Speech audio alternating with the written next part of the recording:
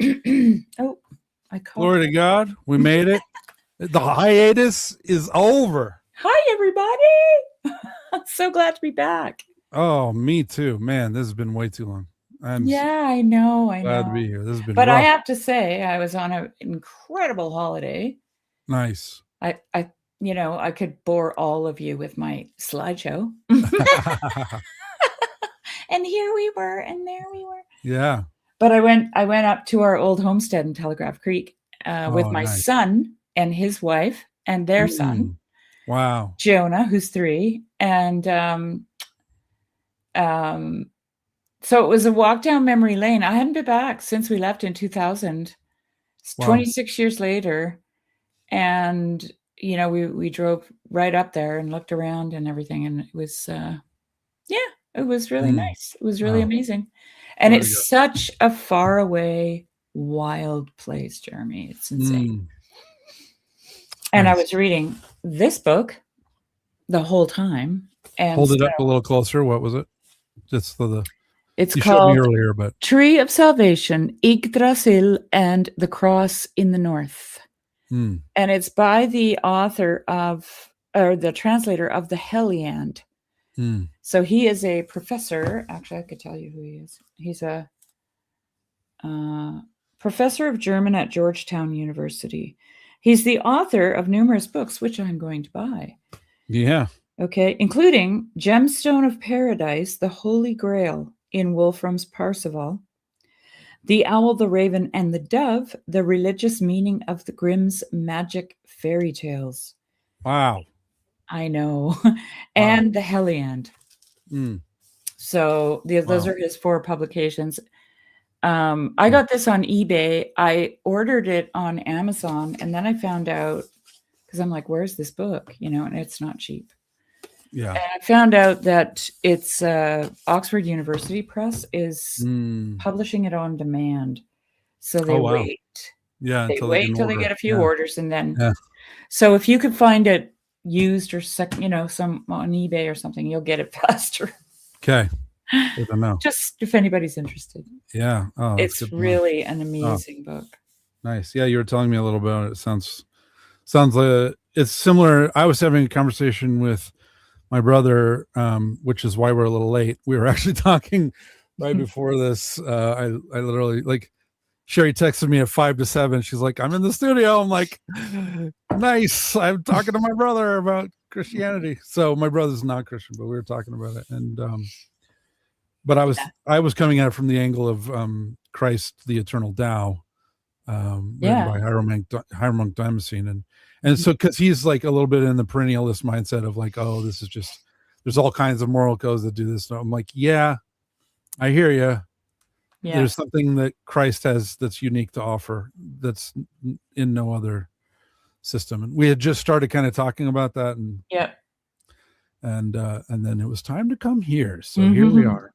And we'll talk about that again. He has plenty to chew on. We had a pretty intense conversation for about I can 45 minutes. So, yeah, it was great. Yeah, well, he's an intense person like me. He's cool. So we get like get into it. Yeah, we both talk loud, and so like it's really bad if we've been drinking. But we hadn't been drinking in this case. We were both sober, but we still can get pretty loud and intense. But it's good. It's good to wrestle over this stuff. So it was a good conversation. I was grateful for it. Yeah. But before we go any further, though, we have to say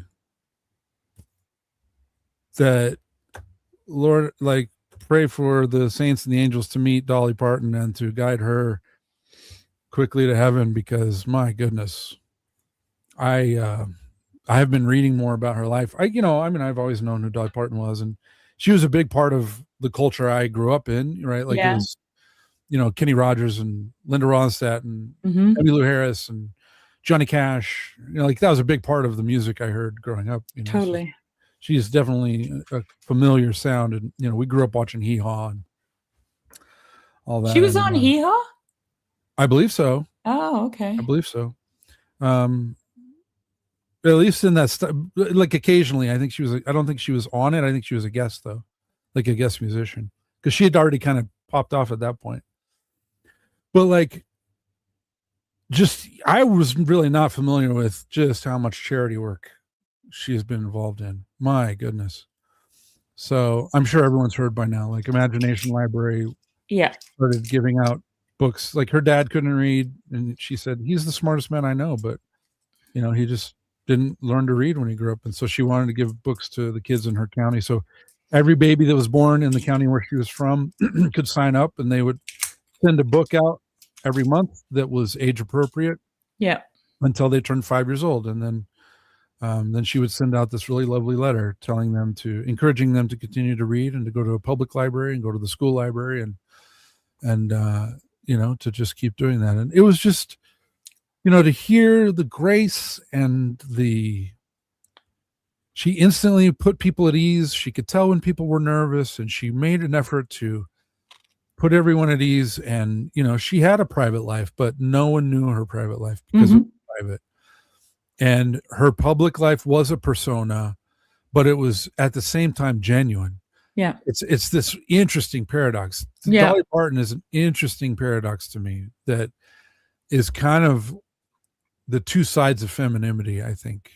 And, she also just she said, I can't have kids. And so every child is my kid, right? Every child is my child. And oh man. She also said this phrase. I love this phrase. She said, figure out who you are and then do it on purpose. Ooh, like it. I like it. Yep. Find out who you are and then do it on purpose. That's powerful. It is. It is. And just on that find out who you are note, I think that's more than half the journey. Yes. Actually.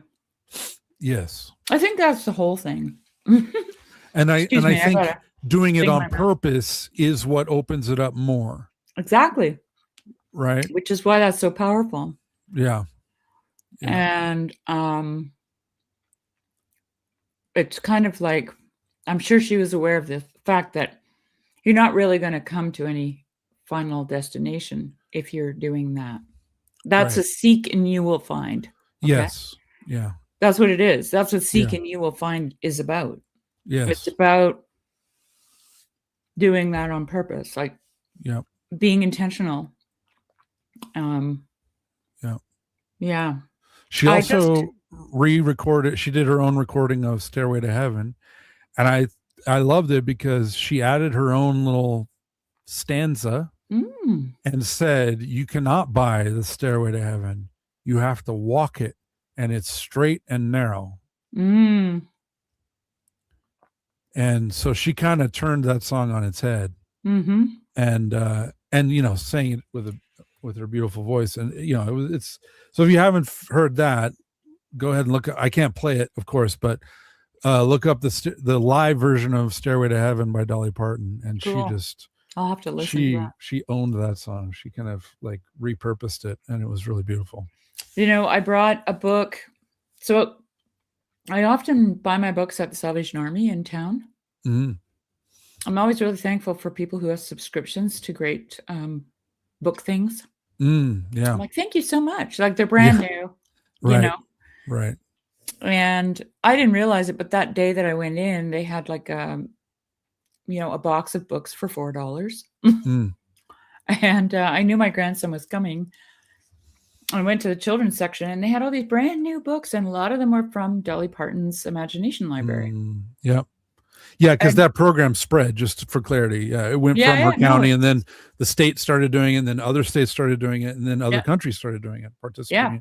So over 300 million books have gone into the hands of children as a result of that. When I see Imagination Library, I'm like, oh, she's on top of this. Okay? Yes. Yeah. So anyway, I got the book, The Little Red Engine That Could, from her thing. Yeah. And that book has always made such an impression on kids. Yeah. I think I can. Yeah. So I've got this little grandson, he's 3, and he's German speaking, but he understands English. And his mom was reading him the book.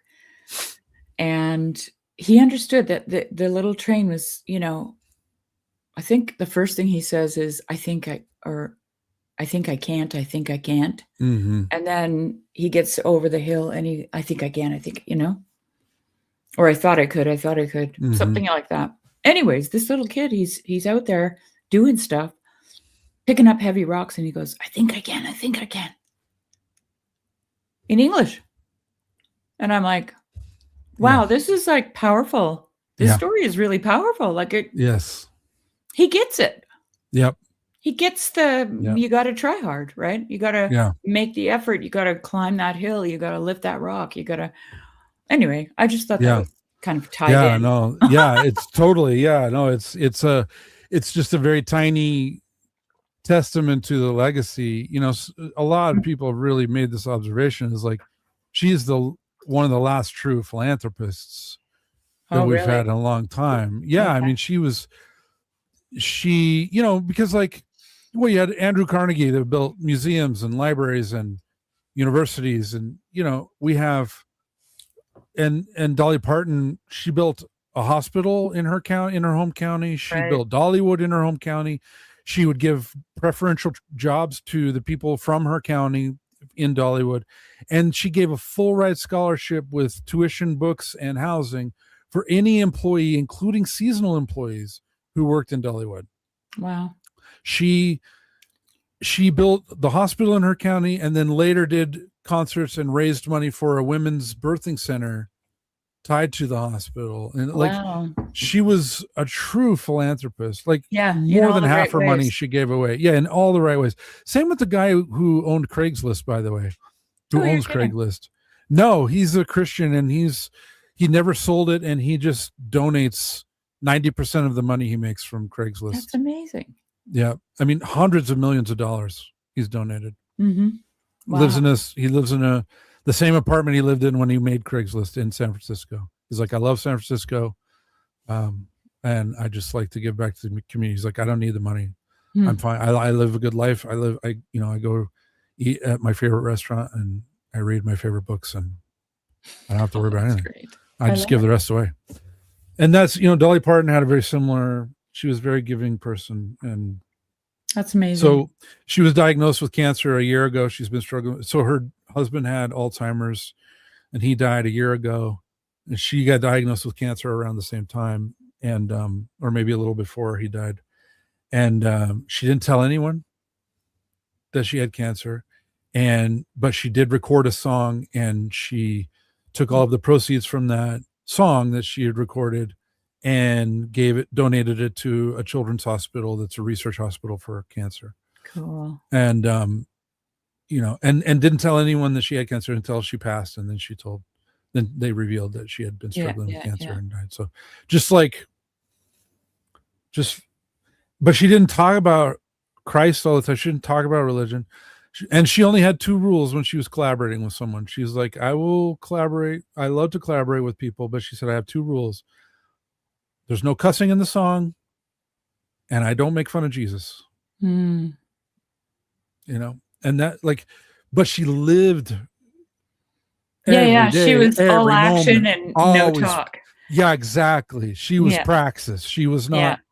She was not theory. She was all praxis. It's beautiful. Like, that is beautiful. The more I learn about her, I was. I was up most of the night last night reading stories and weeping about her life. Just beautiful, really moving person. Like, she lived clean. Yeah, that's no kidding, dude. Like, that's like not only clean, but like just pure. She really tried to love everyone. Kenosis. Yes. Right. She poured herself out. She did. Yes. And that's really it what was always to try to put the other person at ease, to help them. There was a story Julia Roberts said. They were on the set of Steel Magnolias. It was in August in Georgia, and it was just hot and miserable, and everybody's hot and miserable. And she's there in a wig, and, she had a fancy dress. And so there's a jacket and blazer and everything. And Julia Roberts is just like, Dolly, aren't you hot? Like, why don't you just say you're hot? We're all hot. We know. Just say you're hot. And Dolly said, You know, when I was little, I used to dream about being rich and famous. And now that I'm both, I refuse to complain. Mm-hmm. Yeah, I know that takes a special, you know. Okay, getting back to my Yggdrasil. Ah, yeah, right. Yeah. So Odin, who hangs on the tree, okay, he has two ravens, Hugin and Munin, and they are mind and memory. Mm, Nous mm, and memory. mm. That's what Yeah. makes somebody, I'm saying this because that's what makes someone like Dolly Parton who she is.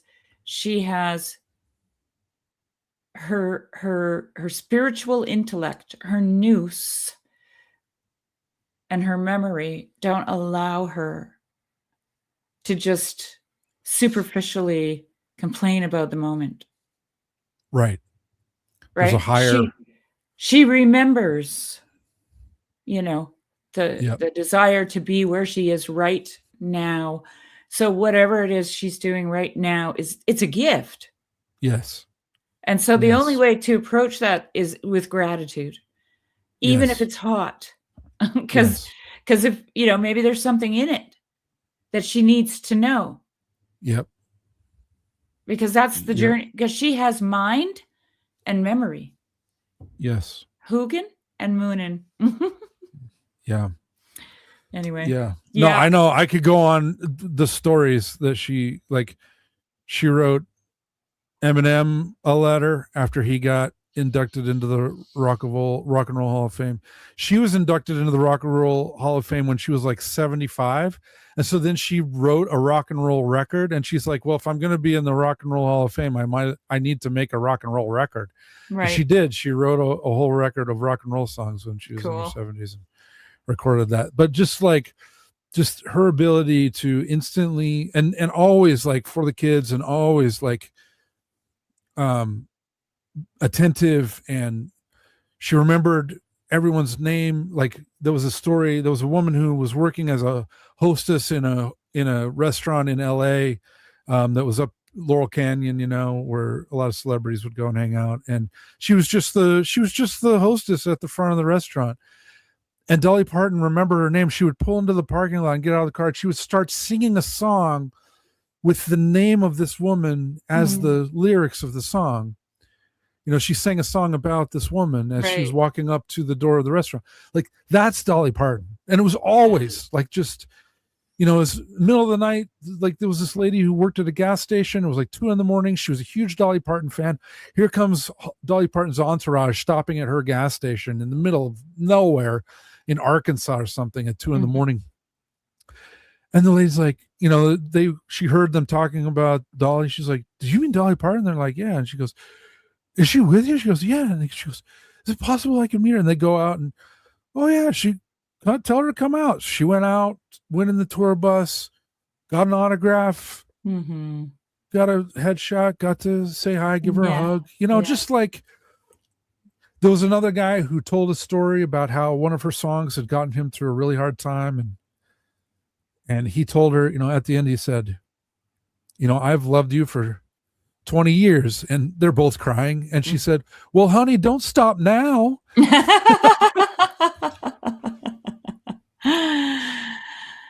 beautiful. And I loved her humor. She said, she's like, I don't mind the dumb blonde jokes because I know I'm not dumb and I know I'm not blonde.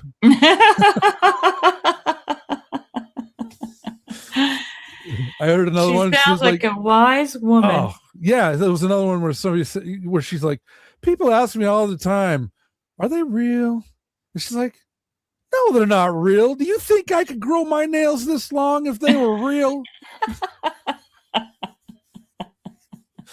She was a riot. I could go on all night. Like, this could be like Dolly Parton tribute show. Yeah, the tribute to Dolly Parton. It's worthwhile to learn about her more. Like her, just watching interviews and seeing the charity that she did, but also just like the outpouring of love. So we're flying the flag at half-mast for 7 days in America.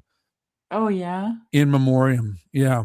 Oh, Like wow. it's a national, like she had a A big treasure. impact. Yep, she was a national treasure. So most holy Theotokos, please greet Dolly Mm. and carry her to, Memory eternal. yeah, may her memory be eternal, Hmm. because she has changed a lot of lives, including mine. I was very moved by what I've learned in the last 24 hours about her Cool. life. Yeah. You were challenged. I was inspired. Hmm. I was Yeah. inspired to pay more attention to my moment to moment life, Yes. to find who I am and do it on purpose. There you go, Jeremy. Like, I love it. Yeah, very good stuff. I love hearing So you say that. let's say a quick prayer and then we'll get into Lives of the Saints. Illumine our hearts, O Master, who lovest mankind with the pure light of thy divine knowledge. Open the eyes of our mind to the understanding of thy gospel teachings. Implant also in us the fear of thy blessed commandments, that trampling down all carnal desires, we may enter upon a spiritual manner of living, both thinking and doing such things as are well-pleasing unto thee. For thou art the illumination of our souls and bodies, O Christ our God, and unto thee we ascribe glory together with thy Father who is from everlasting, and thine all holy good and life-creating Spirit, both now and ever, and unto ages of ages. Amen. Oh man. Okay, so we got to get back in the saddle. So what I need you to do though is that I need to buy a little time. I probably should have been looking while we were talking for You need to buy Anksgar. some time. Do you know? Yeah, yeah. If I need to find the story I of can Anksgar, if read you want some to share, things. that would be great. That would be great because I I'm going need to to. read a little bit of this book that I'm reading, Yggdrasil. It's, I think I already, Tree of Salvation, Yggdrasil and the Cross in the North. Okay, beautiful. Yggdrasil Yeah, is. you were telling me kind of the overview before the show. It was really interesting. Mm-hmm. So you take your time. Okay. And I'll just read the introduction, I think. Let me just check.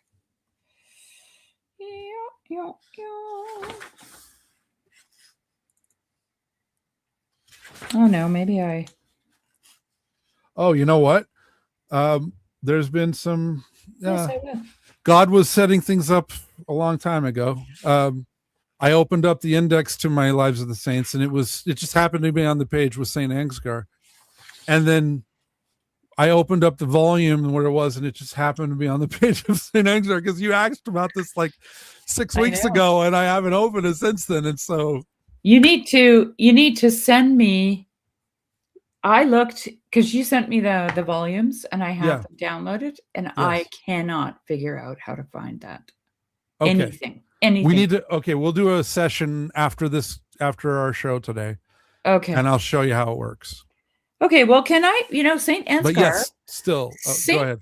Just to say, the reason I wanted Saint Anskar, like my sister recently texted me and she said, "Did you make it home or did you go straight to Valhalla?"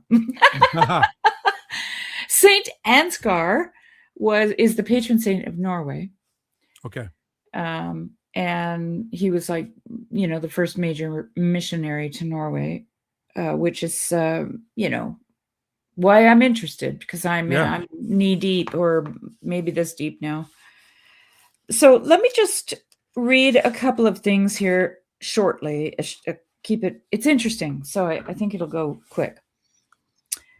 Okay, so the myth of Yggdrasil is known to us mainly from two sources, the Elder or Poetic Edda and the Younger or Prose Edda. The Elder Edda is a collection of poems dating back to the 9th century. So I'm not going to read all that. Both the Elder and Prose Edda are invaluable for envisioning the cosmos as seen by Northerners before and after the coming of Christianity. Okay, so St. Anskar is very wrapped up in this. Though Christianity came to the north around the year 1000, it is remarkable how pagan stories and myths persisted so well that Snorri, who was an Icelander, could write his compilation and expanded version of them over 200 years later. By then, the stories and poems would have offered a certain pleasurable return to the old days for those who remembered them. And it's not surprising that in the 13th century, they were given the title Edda. Edda is the word in Old Norse for great grandmother. A word that lends the figures and events of the tales and the tales themselves a certain family innocence and fairy tale aura. Great-grandmother gives them an acknowledged rootedness in the old days, with tranquil assurance that the continuity of their ancestral pagan content is of no harm to the Christian present. Yggdrasil is the great central tree that stands in the middle of the universe. It is the axis of the world tree that holds up the skies and the tree of life. It unites and separates the worlds of Asgard, high in the tree, where the gods dwell in their great halls. Middlegard, I always get a choke in my throat. Sorry, I get really excited about reading this. now I want to go. I love it. Middlegard, where the human beings live in their smaller halls, and the damp, dark underground world of, and this is the Norse word, Hel. Okay? Hel. Monstrous goddess of death. It is an extremely steady and yet dynamic model of the universe, a model that in its own way anticipates the more modern law of the conservation of matter and energy. Deer with heads thrown back and snakes among the roots and branches continuously feed on the tree, and yet, though it suffers, the tree always grows enough to balance the loss.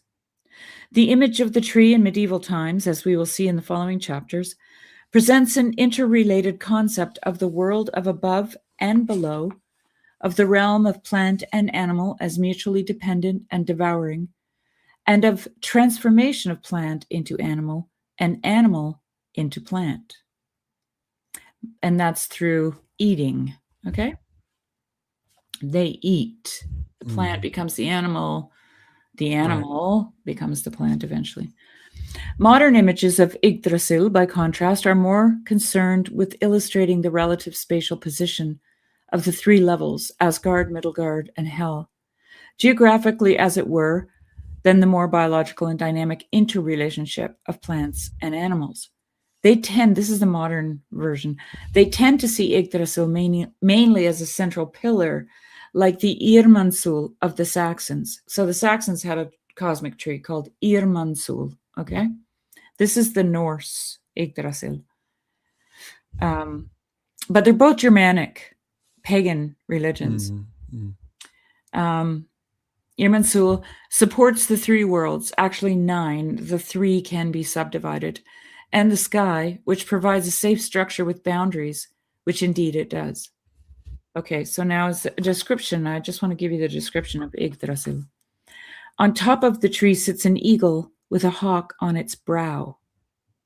The eagle beats its wings and produces the winds of the world. That's the 4 directions. Okay? Very intrinsic to Christianity. Right. On the it's altar. Also the breath. And the breath. The breath of life. Yep. Underneath the tree, at the roots of Yggdrasil, and devouring the corpses of the dead, is the horrible and frightening figure of Nidhogg, the dragon-like snake that continually attempts to eat the roots of the tree of life and feeds on corpses, seeing to the annihilation of the dead. And so what's really interesting is the Norse and the Saxons, both Germanic, they buried people in trees. Like they would cut a tree down, they would hollow it out, they would put the person in, they would put the top on, and then they would carve a serpent to keep the Nidhogg from devouring their corpse because they believed in resurrection. Jeremy. Okay. A squirrel runs up and down the tree carrying insults between the eagle and the snake, but they stay in their separate realms. Yggdrasil supports the worlds and reaches beyond Asgard to hold up the sky and all the stars. Something you see in an Orthodox church, by the way. Right. Thus, one can see the shapes of some of its invisible branches at night by observing the stars and following their outlines in the constellations. So the constellations were the branches of the tree of life. Okay. During the long winter nights, one can look up at the northern circumpolar sky and see the Big Dipper slowly making its way around the pole star. The cosmic world tree is called Yggdrasil, meaning the awesome one's horse or mount. The awesome one is Odin, and Ursa Major is still known as Odin's wagon in Scandinavia. And you can see him slowly riding around the pole star at night. Another explanation is also given for calling the world tree Yggdrasil, the awesome one's horse.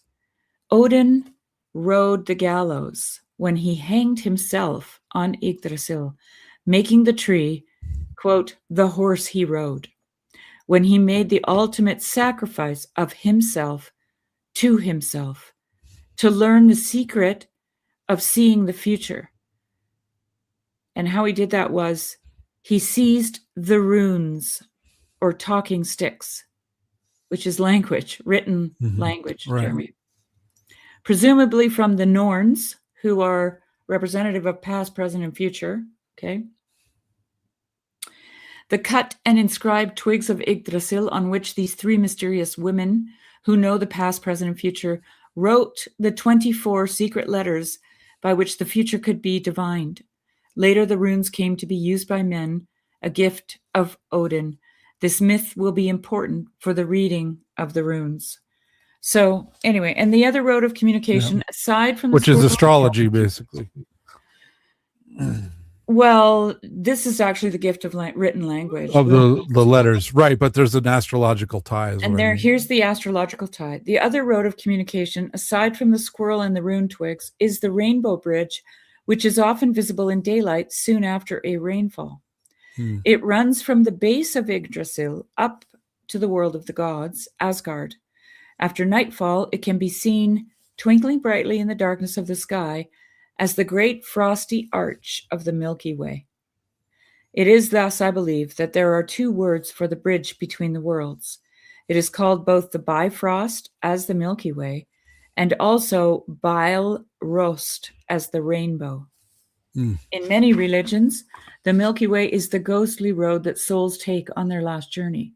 In Germanic religion, it is used by the gods to come to the holy place at the base of Yggdrasil for their assemblies, and also to take their last journey to fight their final and fatal enemies at Ragnarok. And then he goes on to describe. But beautiful.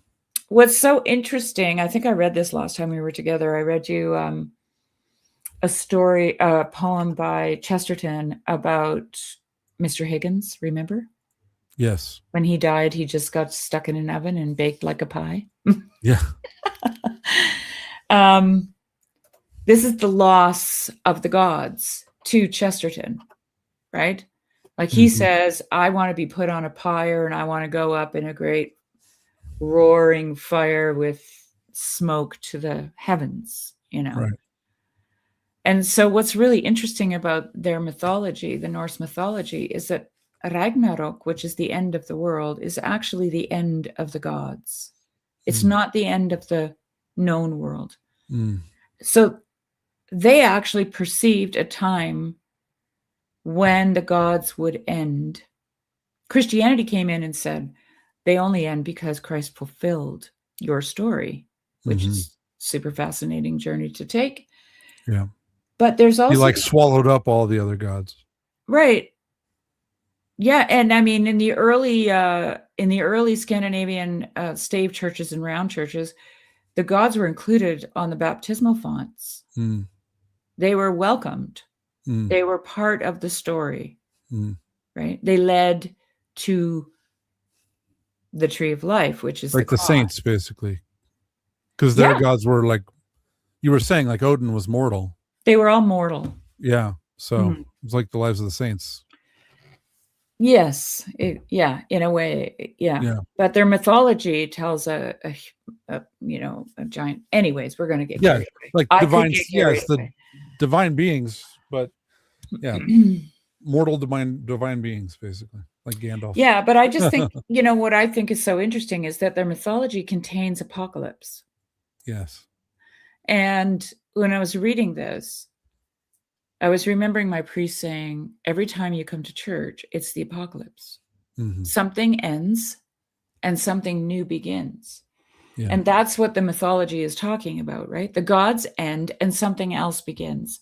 Mm. And so what's really interesting to me, because I'm reading this, and okay, so I'll just say this in the corner. I've said for a number of years, we need to realize the story we're in. Right. Okay? That story is always being told. And that story is being told in the first book, which is creation, which is where these people get their story. Okay? Yes. And so in the early stave churches, which St. Anksgar would, I don't know if he was contemporary to those or not, but we'll find out shortly. They walk in to the church through Yggdrasil. Okay? Mm. That story is not cast aside. It's actually integrated because they're walking into Ragnarok. They're walking into the apocalypse. Okay, so here's the deal, Jeremy. That's what my priest told me. Right. When you come to church, you're coming into the book of Revelation. Right. You're walking into the apocalypse. Yeah. I mean, it's in Revelation 12, like the divine liturgy, the structure of it is there. Yeah. It's the same. They walk, so through Ragnarok, right? Through the apocalypse, you enter into the divine liturgy, which is what they practiced. Yeah. And I'll just say, I have lots of things to write down about this, but the other thing that I that I love is that when you go into an Orthodox church, you're under the dome. The skies, the stars are above you. You are smelling incense, which is made from the sap of trees. Yeah. And the bees wax candles. And most bees dwell or dwelt or naturally would dwell in a tree, in a hole in a tree.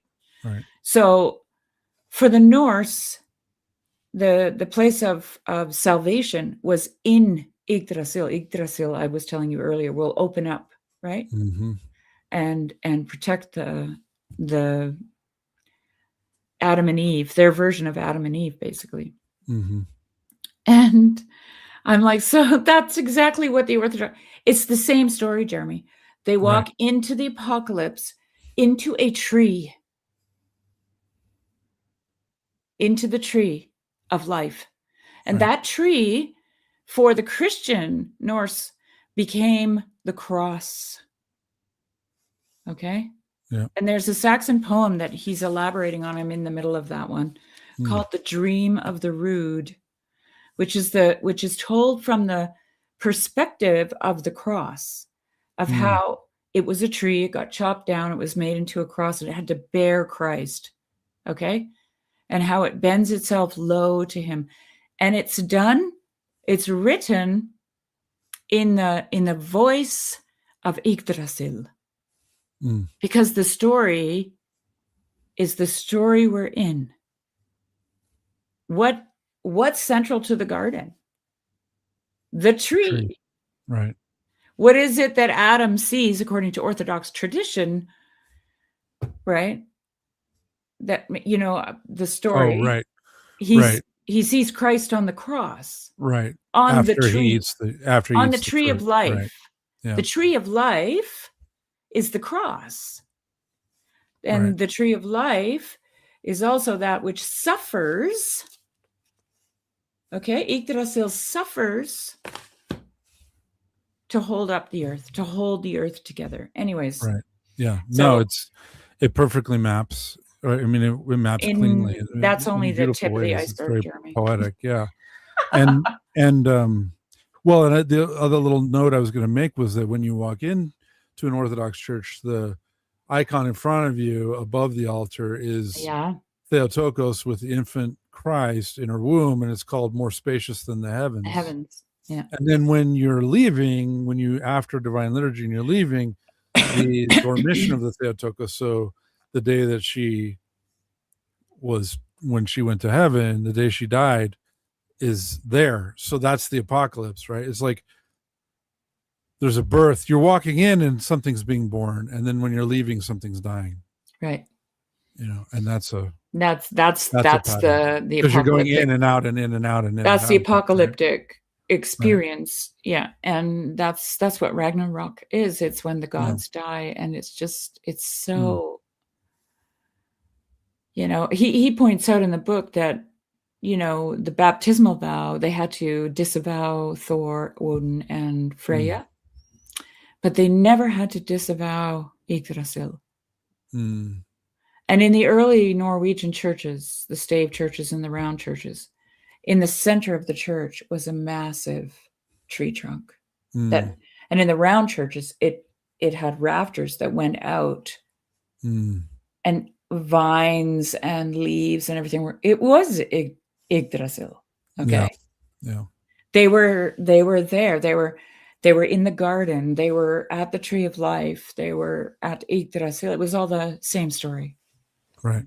Oh, it's really, really, really beautiful. And that is beautiful. I'm just saying all this because of Saint Anksgar. So let's hear his story. All right, let's do it. And I'll shut up. Let's do it. Sounds great. No, glory to God. It's good. I will bring that up. First, I have to, before I move it onto the screen, I need to share it. See, out of practice. Every time you come here, we've been doing this for years now, and I'm still learning how to do it over and over again every time. Every time I do it is the first time I've done it. That's what it feels like. Okay.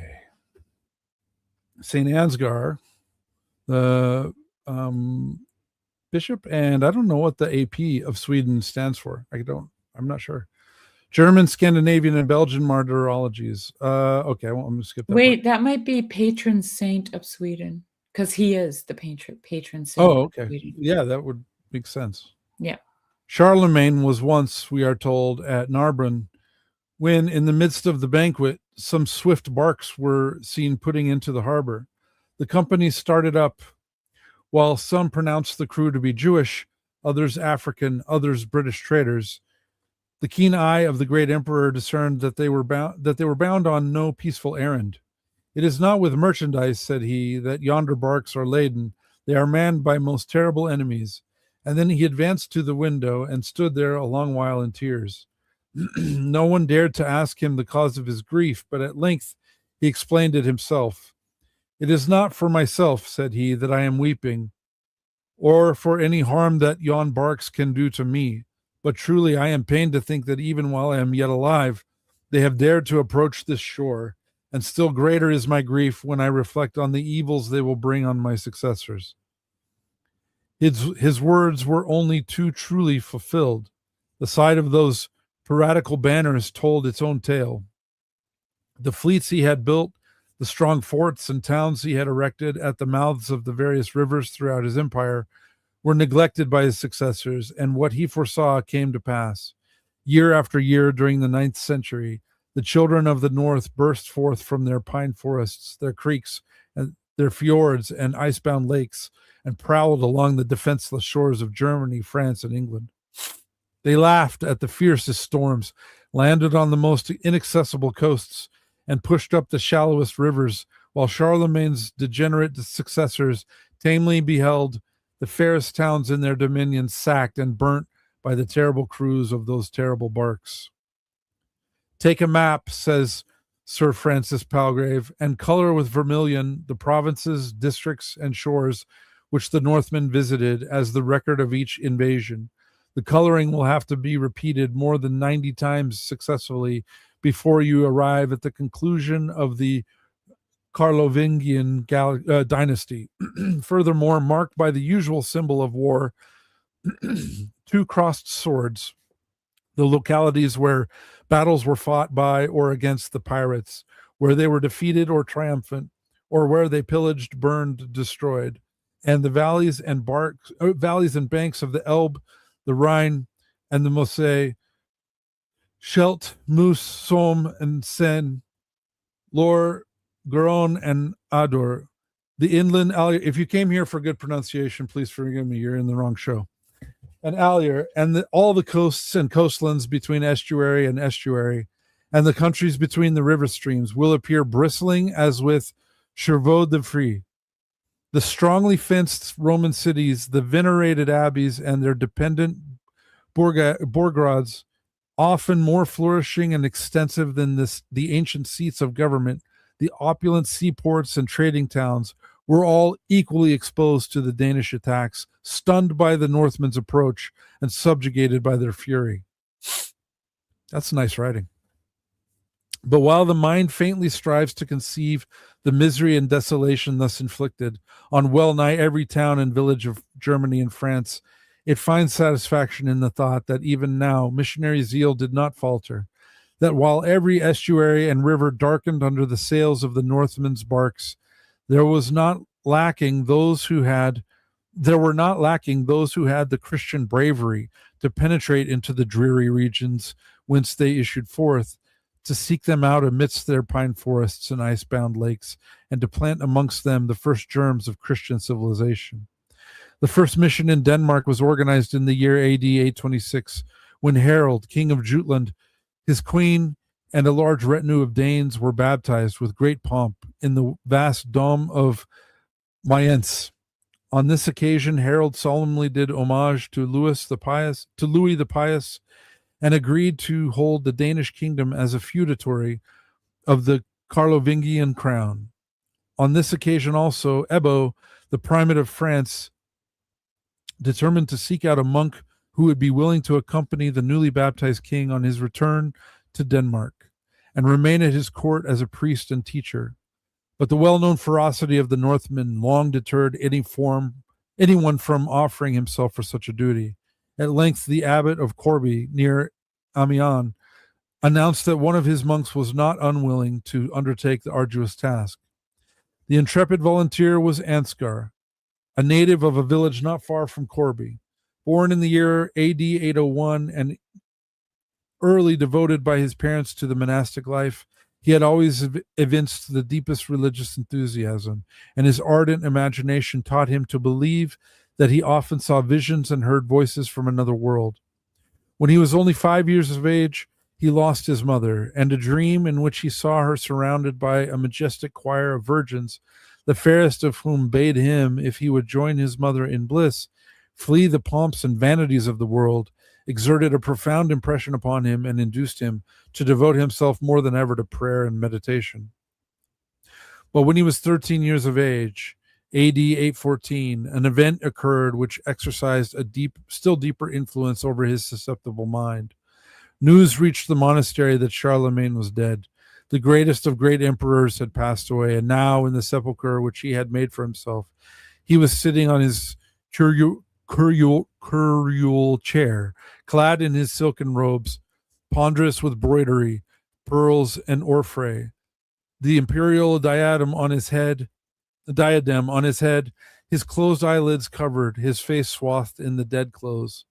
Girt with his baldric, the ivory horn slung in his scarf, his good sword Joyeuse by his side, the gospel book open on his lap, musk and amber and sweet spices poured around. Anksgar at this time had relaxed somewhat of his usual austerities, and now the thought that even the mighty prince, whom he himself had seen in all the plenitude of his power, could not escape the hand of death, filled him with awe, and he gave himself up more unreservedly than ever to the severest discipline. Meanwhile, his talents had brought him into general notice, and when his abbot founded another monastic outpost in Westphalia, in a beautiful valley on the west bank of the Weser, and called it New Corby, Anksgar was removed to the new foundation, and at the age of 25 was elected, with the common consent of all, to superintend its conventual school and to preach to the neighboring population. He was on a visit to Old Corby when the news arrived that a monk was much needed to accompany the Danish herald to his native land, and that the abbot Walla had nominated him to the emperor as a fit person to be entrusted with the arduous mission. Summoned to the court, Anksgar calmly but resolutely announced his willingness to go. In dreams and visions, he said he had heard the voice of Christ himself bidding him preach the word to the heathen tribes, and nothing could induce him to shrink from the plain path of duty. In vain, therefore, on his return to the monastery, the brethren Learning that he was about to resign all his hopes and prospects to teach amongst heathens and barbarians, warned, protested, and even mocked at him for his madness. Immovable in his resolution to brave all risks, he began to prepare himself for his great enterprise by prayer and study of the scriptures.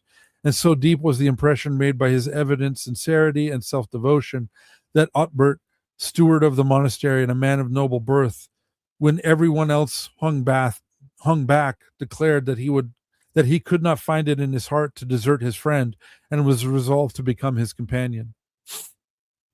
A foretaste of the difficulties that awaited them was experienced at the very outset. No one could possibly be prevailed on to accompany them as an attendant. The abbot himself shrank from interposing his authority, and they were fain to set out alone. Before starting, they had an interview with Louis and received from him everything they were likely to need for their undertaking, in the shape of church vessels, tents, and books. From Harold, however, they met with but little encouragement, and neither he nor his nobles cared much for their company. On their I go just ahead. quickly, I Yep. can imagine how terrified these two guys were. Yeah, I mean, the very beginning is this super long. it is long. I just realized that. I probably ought Yeah. to jump ahead a little bit. Yeah, maybe, eh? Yeah, I mean, when you think about the description at the beginning of how the Northmen were just wiping out all these villages and made right. Charlemagne cry. Okay. It's kind of Um, like Paul, when somebody said, "Hey, you got to go baptize Paul," and they're Saul, and they're like, "Wait, who? yeah. What?" Right. And then historically speaking, these Danish or whatever kings, they were chieftains of, they were making political moves to become Christians. It wasn't necessarily, Right. this is why they didn't care for their company, right? Yeah. They were associating themselves to kings in Europe, kings of France and kings of England, and because Oh man, Christianity this is was long. the new currency, right, for power. Right. Yes, exactly. So, Right. anyways, Right. sorry to interrupt, but I just thought that was No, fun. you're right. I'm kind of glad you did, because we probably should. I'm going to jump to the end a little bit. This is a long story. I didn't realize this version of it Anksgar was has so a long. really long story. Yeah. Yeah. I didn't know it was gonna be this long, but I'm trying to go. there's gonna be Okay. all kinds of wars and Yeah. yeah, maybe just go to the second last page? I don't Okay. know. That's kind of where I was. His Yeah. words found favor with the people, and it was unanimously resolved that the archbishop would be permitted to take his abode in the country and should not be hindered in disseminating the Christian faith. This resolution was announced to Anksgar in person by the king, who further conceded a grant of land for building a church and welcomed Ehrenbert, a colleague of the archbishop, whom he presented as the new director of the Swedish mission. Meanwhile, matters had not been so prosperous in Denmark. Eric the Red, though not professedly a Christian, had, as we have seen, aided the archbishop materially in the introduction of Christianity. His apostasy provoked the inveterate hostility of the Northmen, and the sea kings determined to avenge the insult offered to the national gods. Rallying from all quarters under the banner of Guthrum, nephew of Eric, they attacked the apostate king near Flensburg in Jutland. The battle raged for 3 days, and at its close, Eric and Guthrum and a host of kings and jarls lay dead upon the field, and so tremendous had been the slaughter that the entire Viking nobility seemed to have been utterly exterminated. The new king, Eric II, easily persuaded that the recent reverses were entirely due to the apostasy of his predecessor, ordered one of Ansgar's churches to be closed and forbade all further missionary operations. After a while, however, he was induced to change his policy, and Ansgar, on his return from Sweden, was reinstated in the royal favor and received a grant of land for the erection of a second church at Ripe in Jutland, over which he placed Rembert, his favorite disciple, charging him to win the hearts of his barbarous flock by the sincerity and devotion of his life. Yeah, by the sincerity and devotion of his life, not by preaching. But anyway, Yeah. Ansgar now returned to Hamburg and devoted himself to the administration of his diocese. One of the latest acts of his life was a noble effort to check the infamous practice of kidnapping and trading in slaves. A number of native Christians had been carried off by their northern pirates and reduced to slavery. Effecting their escape, they sought refuge in the territory of Northalbinga. Instead of sheltering the fugitives, some of the chiefs retained a portion of them as their own slaves and sold others to heathens and even professedly Christian tribes around. News of this reached Anksgar, and at the risk of his life, he sternly rebuked the chiefs and succeeded in inducing them to set the captives free and to ransom as many as possible from the bondage into which they had sold them. This noble act formed an appropriate conclusion to his life. He was now more than 64 years of age, and during more than half that period had labored unremittingly in the mission field. His friend and biographer expatiates eloquently on his character as exhibiting the perfect model of ascetic perfection. Even when elevated to the episcopal dignity, he never exempted himself from the rigid mastery or the rigid discipline of the cloister. He wore a haircloth shirt by night as well as by day.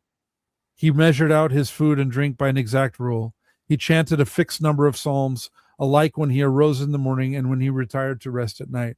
His charity knew no bounds. Not only did he erect a hospital at Bremen for the sick and needy, distribute a tenth of his income among the poor, and divide amongst them any presents he might receive, but every 5 years he tithed his income afresh, that he might be quite sure the poor had their proper share.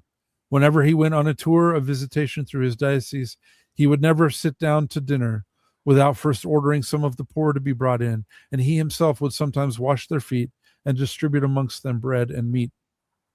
Such a practical exhibition of Christian love could not fail to exercise a gradual influence even over the rough pirates of the north, which was increased by the many miracles he wrought. But he was not one to seek distinction of this kind. One miracle, he said to a friend, I would, if worthy, ask the Lord to grant me, and that is, by his grace, he would make me a good man. He employed his last days in arranging the affairs of his diocese and calmly expired on the 3rd of February, AD 865. At Corby is preserved an arm of the saint. So, yeah, this is long. We skipped most of the story because it's long, but beautiful story. I will see if I can think of a way to share it. I'll see if I can come up with a way to link it somewhere. And I mean, this guy was up against some pretty terrifying folks. Yeah. Who didn't like him because, it's kind of like what happened in the Byzantine Empire, where they had gods and then suddenly they had a god, and the what was his name? Was it Julian the Apostle? Yeah, decided to revert back, and persecution, Right. So, there were people who were not happy with those changes, I can imagine, Right. Well, it's been in the way of your people for as long back as you know. And what G. Ronald Murphy says here, and I don't know if it has to do with Anksgar or not, but St. Boniface, who was the missionary to the Saxons, they had Irmansul, they had an actual tree, like a located tree. And he went to that tree and he chopped it down. Right. Which kind of devastated the people, and made them afraid because he killed their tree. Like he had some kind of magical power. He could kill it. Yeah. I would guess Saint Anksgar was probably because of the way that he, like you highlighted that, right? Where it says by your, how did he say it? By it was like your devotion and your, it was, it's gone now. Hold on. Not preaching and cutting down trees, right? So Yggdrasil was preserved within the Christian church in Norway and Sweden and Denmark. So that's, just a little gentle integration, just as the Greek philosophers are gently integrated. Right. Not forgotten.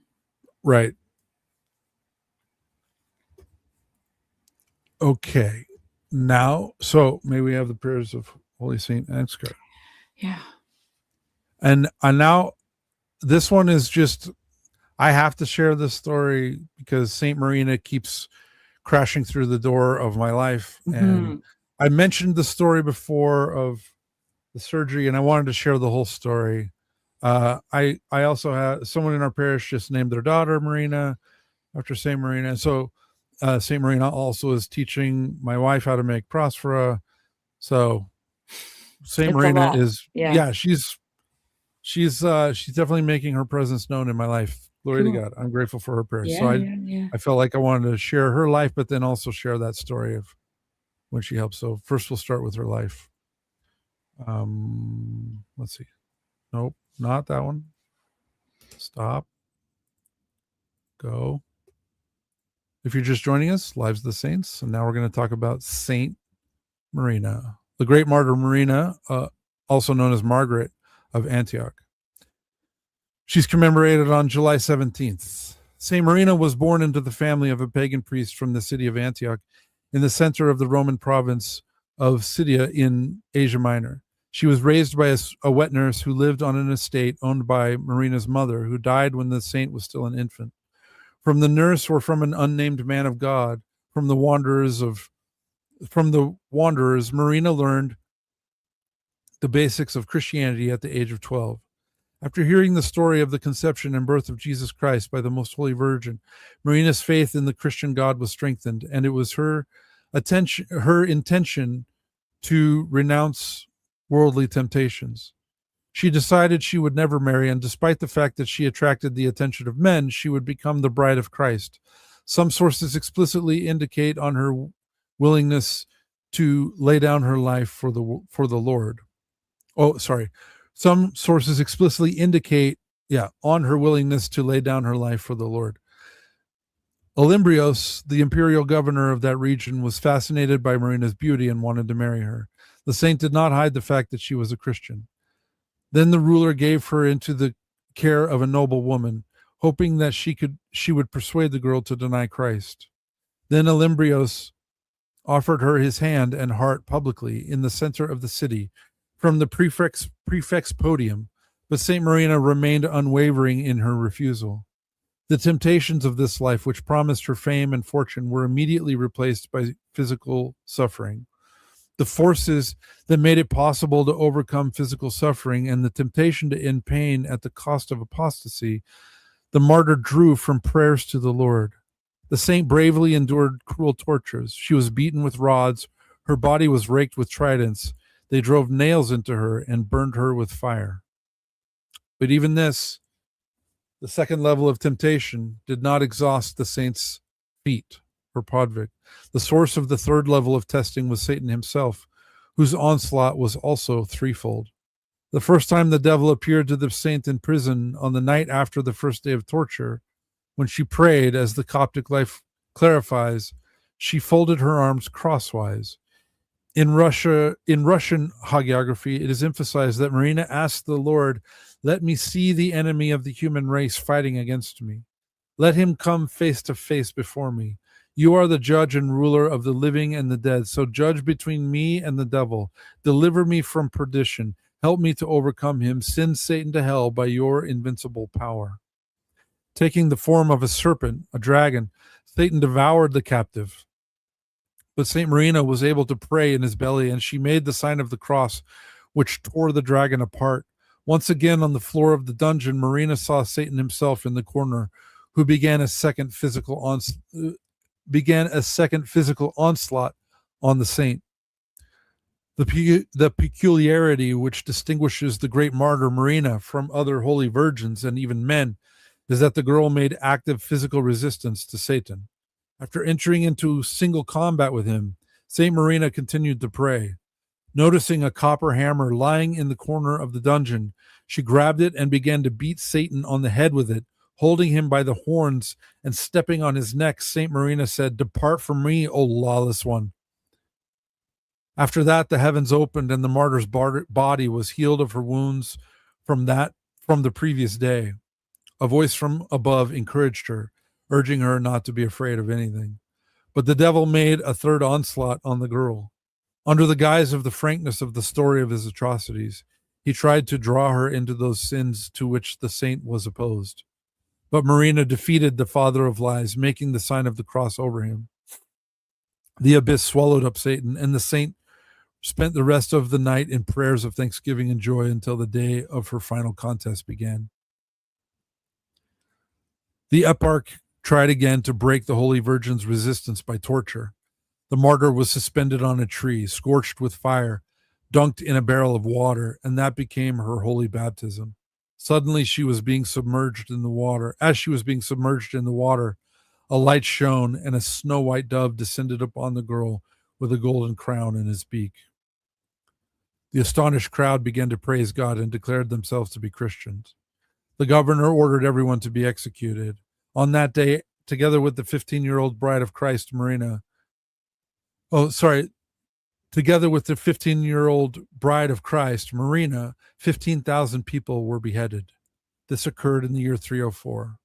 The tradition of St. Marina's veneration was established by a witness to the great martyr's imprisonment and execution, and then by the hagiographer Theodomos. After anointing the saint's body with fragrances and incense, he first placed her in the house of the pious wife of a senator in Antioch. Subsequently, the relics were placed in a stone tomb in a specially built house of prayer, a martyrium, where every year on the saint's feast day the divine liturgy was served. The basis for the recognition of Marina as a saint was the numerous miracles attributed to her relics. Already in the 4th century, the virgin martyr Marina was revered as a deliverer from misfortunes and troubles, from unrighteous judgment and lawless sentences. In the Athenite Proskynetaria, descriptions of holy places, from 1701, it is said that her relics heal the afflicted, give healing to the sick, consolation to mourners, correction and forgiveness to those who live in sins. The holy great martyr Marina, who defeated the devil during her lifetime, protects us against the enemy's slanders and defamations. She intercedes for those who are overwhelmed by the spirits of malice, the possessed and mentally ill, as well as for those who are on their deathbed, driving the demons away from them. It has been suggested that at some stage in the history of Western Europe, Marina was renamed Margarita, pearl in Latin, hagiography, and it was given to her for beauty and nobility. At some point, the saint began to be venerated in various parts of Europe under different names. Closer to the south and west and east, she is known by her original name of Marina, but in the west and north as Margarita. In Greek and Coptic icons of the great martyr Marina, there is either a dragon or a devil in the form of a dark-skinned man, a short man with horns. In the latter case, the saint holds him with one hand by a horn or a tuft of hair, and with the other hand she is about to strike him with a hammer. I'll pull up an icon of her real quick. Yeah. Is there one of St. Anksgar? I'm going to look. Go ahead. Yeah, you look for that one. I'll pull up St. Marina. There must be, if he's the patron saint of Norway.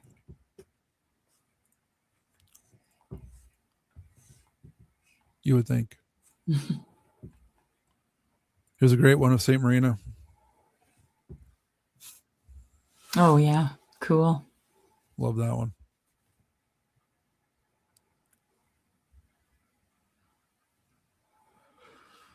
Here named St. Margaret. Yeah. But, oh, this is another good one. Mm-hmm.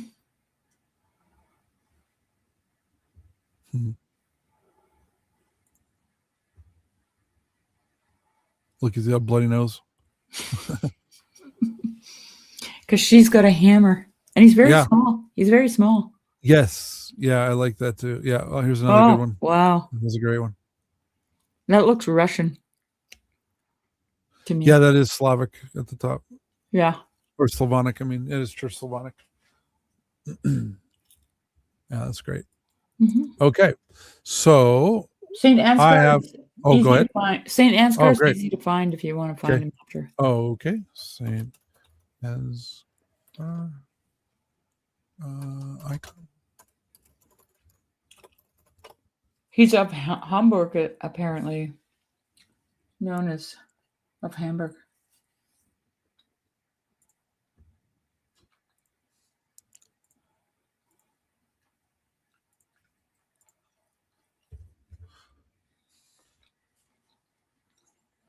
He's holding a church there. That's usually you see that in a missionary, for a missionary saint. Y'all ought to let people know they can pick a saint, hammer a demon when they pick their. That's what Well, I'm saying. there's all kinds of cool saints out there. You gotta That's why you got to come here and listen to go Lives through of the the Saints. inventory. Yeah, that's right. You're being introduced to the Lives of the Saints. There's great ones. Yeah, I mean, who doesn't want a saint with a hammer guarding you while you sleep, right? That's pretty Especially sweet. a woman. Yeah. Or guarding you as you're dying, right? Like, Just kidding. glory to God. As long as she's not using the hammer on me. Although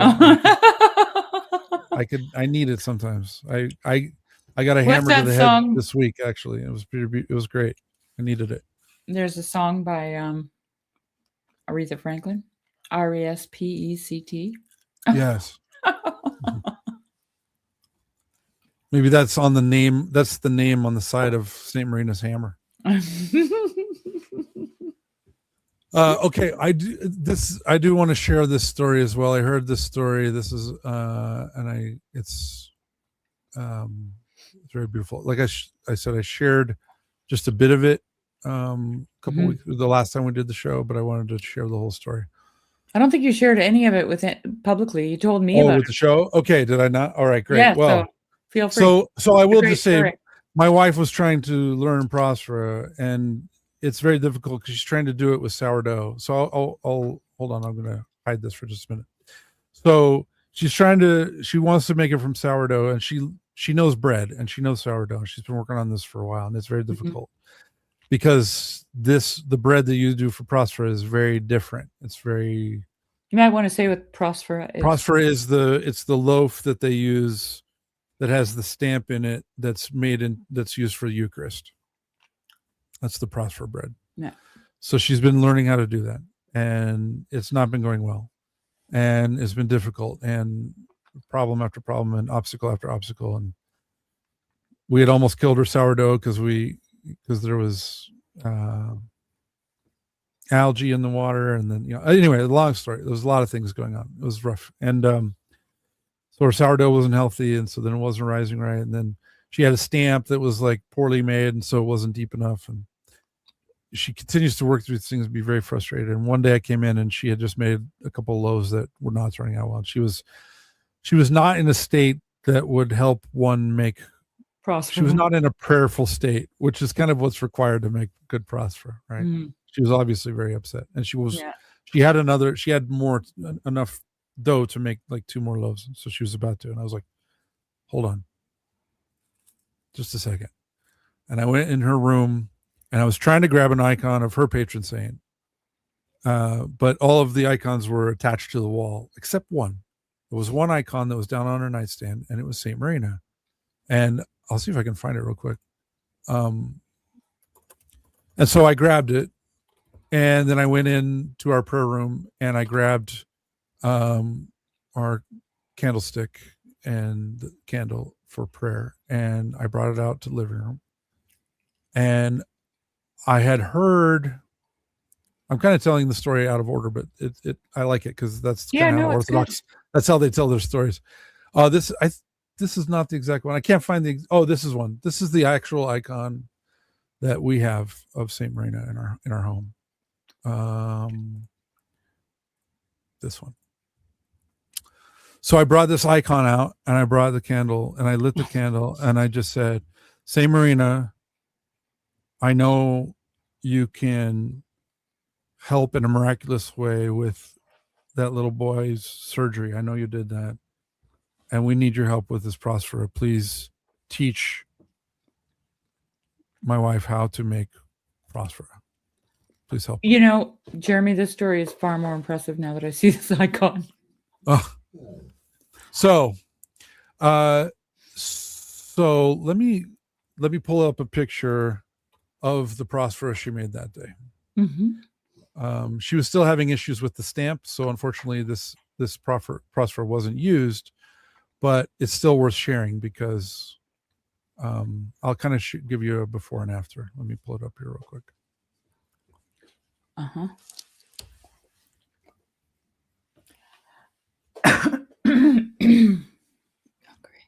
Hold on. We're almost. Oh yeah. Okay.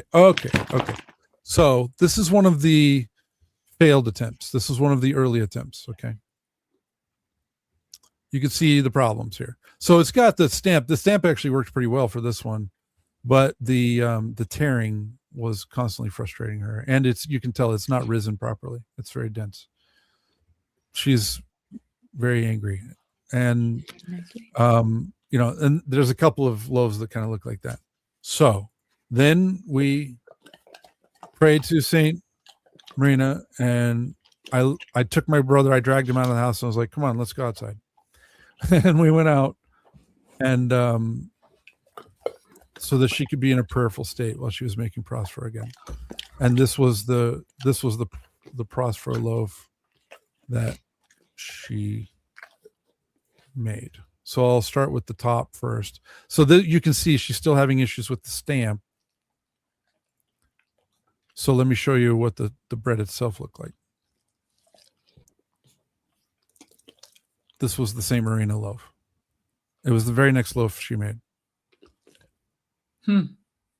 So St. Marina is working strongly in my life and in the life of my family.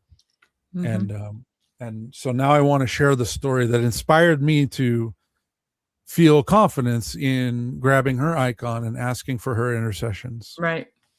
Okay, Jeremy, I'm listening, but I have to feed my dogs now. I understand. No problem.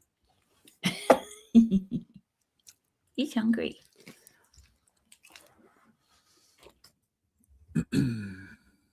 On July 17th, we commemorate Great Martyr Marina of Antioch. In October of 2000, a family from Limassol, Cyprus, named Vasilou, received the following miracle. In Greece, they were well known from the televised requests they made in order to find a donor for their young boy, Andrea, who suffered from leukemia. The donor was indeed found, and the parents began preparing for their trip to Houston, Texas, in the USA, where the bone marrow transplant was going to be performed. Meanwhile, they also prayed. I'm going to make the text a little bigger here. Forgive me. Oops. There we go. Meanwhile, they also prayed and begged Jesus Christ to save their boy. Before they left for the USA, the parents heard of St. Marina's miracles, and they called the monastery of St. Marina, located on the island of Andros in Greece, to ask for her blessing. The elder of the monastery, Archimandrite Father Cyprianos, promised that he would pray to St. Marina. He also wished the parents for St. Marina to be with Andrea in the operating room to help him. With Elder Cipriano's blessing and with strong faith that St. Marina would help indeed, the Vasilou family went to the USA. After the necessary pre-operation tests that Andrea had to undergo, he was taken to the operating room. A short time before the operation was to begin, a woman came to see the surgeon who would be operating on Andrea. She said that she was Andrea's doctor and had asked to be allowed to observe the operation. The conversation that ensued proved that the woman was indeed a doctor. However, the surgeon replied that outside doctors were not permitted to be present in the operating room, and that his medical team's policy was that no doctor other than those on the team be involved in such delicate operations. The persistence of the woman, however, convinced the surgeon to allow her in the operating room. But before, he asked her to leave her coordinates, presumably credentials, at the administration desk. The unknown doctor did as told and then entered the operating room with the surgeon. During the operation, she gave several directions regarding the progress of the procedure. The operation went well, and in the end, the surgeon thanked the woman and exited the operating room. Andrea's parents immediately went to inquire about the outcome of the surgery, and the surgeon replied that all had gone very well, adding that he could not understand why they had brought Andrea to him when they had such a fine doctor in Cyprus. The parents were surprised and responded that they had not brought any doctor with them. The surgeon insisted, however. He also told them that when he came out of the operating room, Andrea's doctor had remained there for a little longer with the rest of the operating team, and therefore she would probably still be around. He recommended that they look for her. The search, however, proved pointless, as the woman doctor was nowhere around. The Vasilou couple then concluded that it must have been a doctor from Greece or Cyprus who had decided to travel to the USA and contribute to the delicate operation. They expressed the wish to know who she was so that they may be able to thank her, and at the surgeon's recommendation, they then went to the administration desk to ask for her coordinates, her credentials. It was with utter surprise that they read that the unknown woman had signed her name with Marina from Andros. Tears of gratefulness and joy filled their eyes as they recalled that the elder at the monastery had said to them that he wished Andrea to have Saint Marina in the operating room to help him. Andrea's parents shared with the media their joy both for the successful operation and Andrea's recovered health and for the miracle they received. The Vasilou family made the vow that the entire family will be present at the saint's monastery every year on the saint's feast day. And Elder Ciprianos reports that the family has been making the annual trip from Limassol to Andros every summer to thank Saint Marina for saving Andrea. Miracles performed by the saints have never ceased to take place in the Orthodox Church. With these miracles, may our Lord Jesus Christ help us build our faith.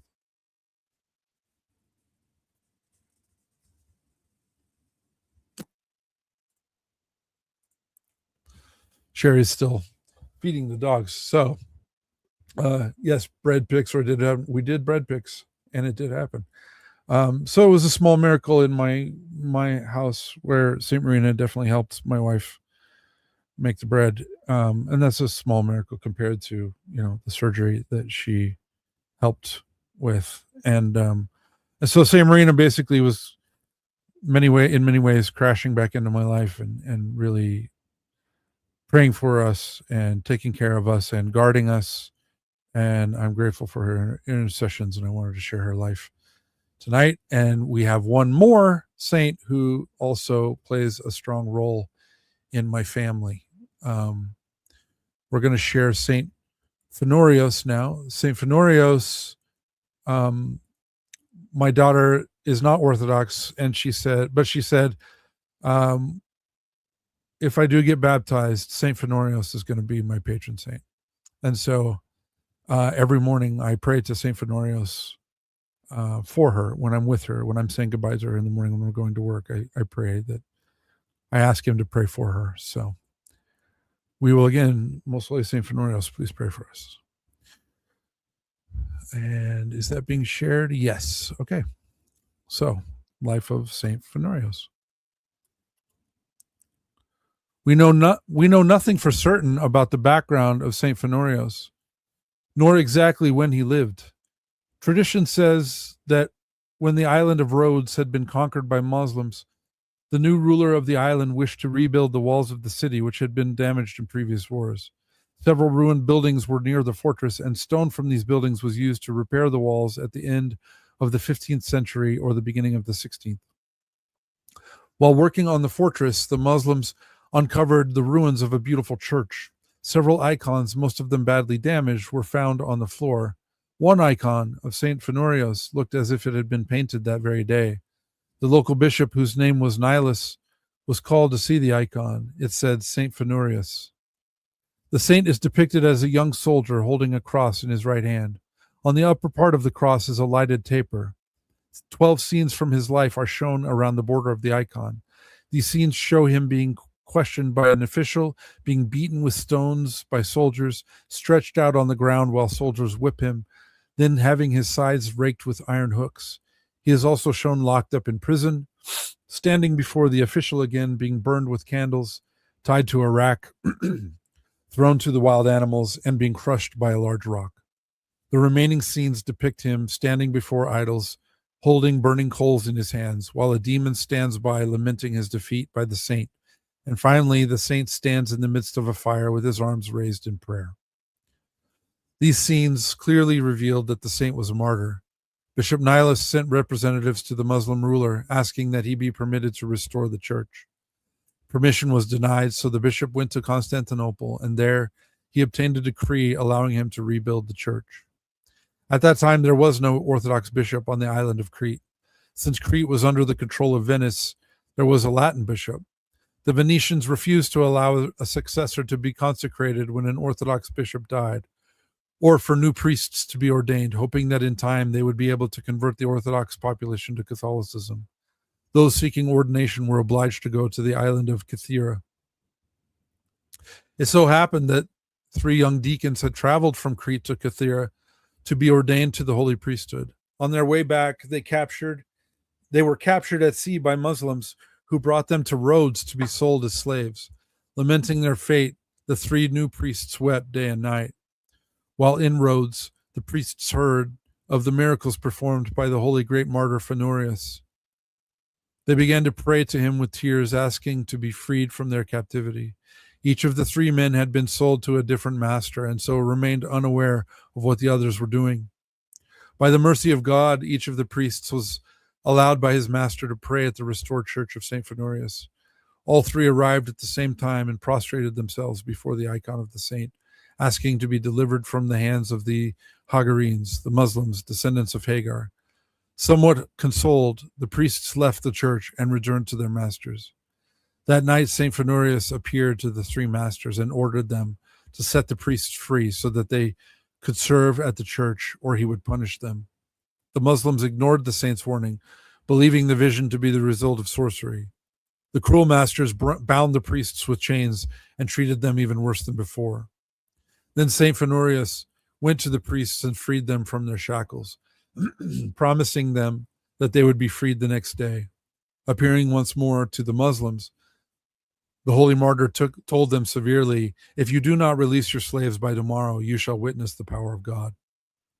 The next morning, all the inhabitants of the homes where the priests were held awoke to find themselves blind, paralyzed, and in great pain. They considered what they were to do, and so decided to send for the priests. When the 3 priests arrived, they asked them whether they could heal them. The priests said, "We will pray to God, may his will be done." Once more, St. Phanourios appeared to the Hagarenes, ordering them to send to the church a document granting the priests their freedom. He told them that if they refused to do this, they would never recover their sight or health. All 3 masters wrote letters releasing the priests and sent the documents to the church, where they were placed before the icon of St. Phanourios. Before the messengers returned from the church, all those who had been blind and paralyzed were healed. The priests joyfully returned to Crete, carrying with them a copy of the icon of St. Phanourios. Every year they celebrated the feast of St. Phanourios with deep gratitude for their miraculous deliverance. The saint's name sounds similar to the Greek verb phanerano, which means to reveal or to disclose. For this reason, people pray to St. Phanourios to help them find lost objects. When the object is recovered, they bake a sweet bread and share it with the poor, offering prayers for the salvation of the saint's mother. Her name is not known, but according to tradition, she was a sinful woman during her life. St. Phanourios has promised to help those who pray for his mother in this way.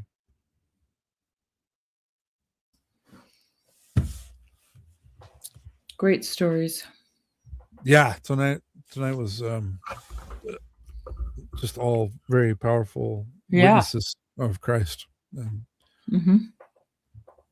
And I've seen the transformative power of the prayers of saints in my own family, in my own life. And so I'm very grateful. I'm very grateful to share those stories tonight. You know, for some reason, the algorithm served up the, I just dropped a link. If anybody wants to join us, please feel more than welcome. We're always happy to, change the subject, talk about anything. And right now we're just rambling. Yeah, the saints part is over, and now we're gonna talk about whatever comes up. But anyway, I rewatched The Last Goodbye, and a couple of things popped out at me. The Slow Goodbye that I did on Grail Country. Oh, right. I rewatched that. Yes, but there was quite a bit of conversation. I think like an hour and a half or something of conversation afterwards, and in there I was saying how you had pointed out to me that my patron saint was Saint Seraphim, because according to my conversation on that stream, I was talking about how it was kind of like a return to the wilderness. It was just interesting to hear all that in a year later. Yes. A year later. And I'm like, I'm like, I'm in the wilderness, Jeremy. Yes. Look, Yeah. Yeah. Yeah. I tell So, like yeah. totally I'm in the wilderness. Yeah. And you know, with trees and stuff. Okay. Right. Birds And you pointed out to me and that my crows. patron saint is Saint Seraphim, who Yes. was a hermit in the woods. Right. Okay. So I'm just saying all that because, you know, you said the powerful life of saint, you know, of a life changing relationship that you can have with the saints, right? Yes. Yes. Something else came to my mind recently. Like, yeah, um, that when you're in the Orthodox Church, you're known by your patron saint's name. Yes. Okay. And I was thinking, oh, that's really actually kind of interesting because your identity is with the body of Christ. It's not you. Right. It's not Sherry. It's not Jeremy. It's a familial ancestral identity, which to me is an identity with the body of And Christ. you're stepping into the tree of the life of the saint. Yeah. Yeah. Which is what Right. a genealogy. Yes. Like I'll just grab this really quick to show you.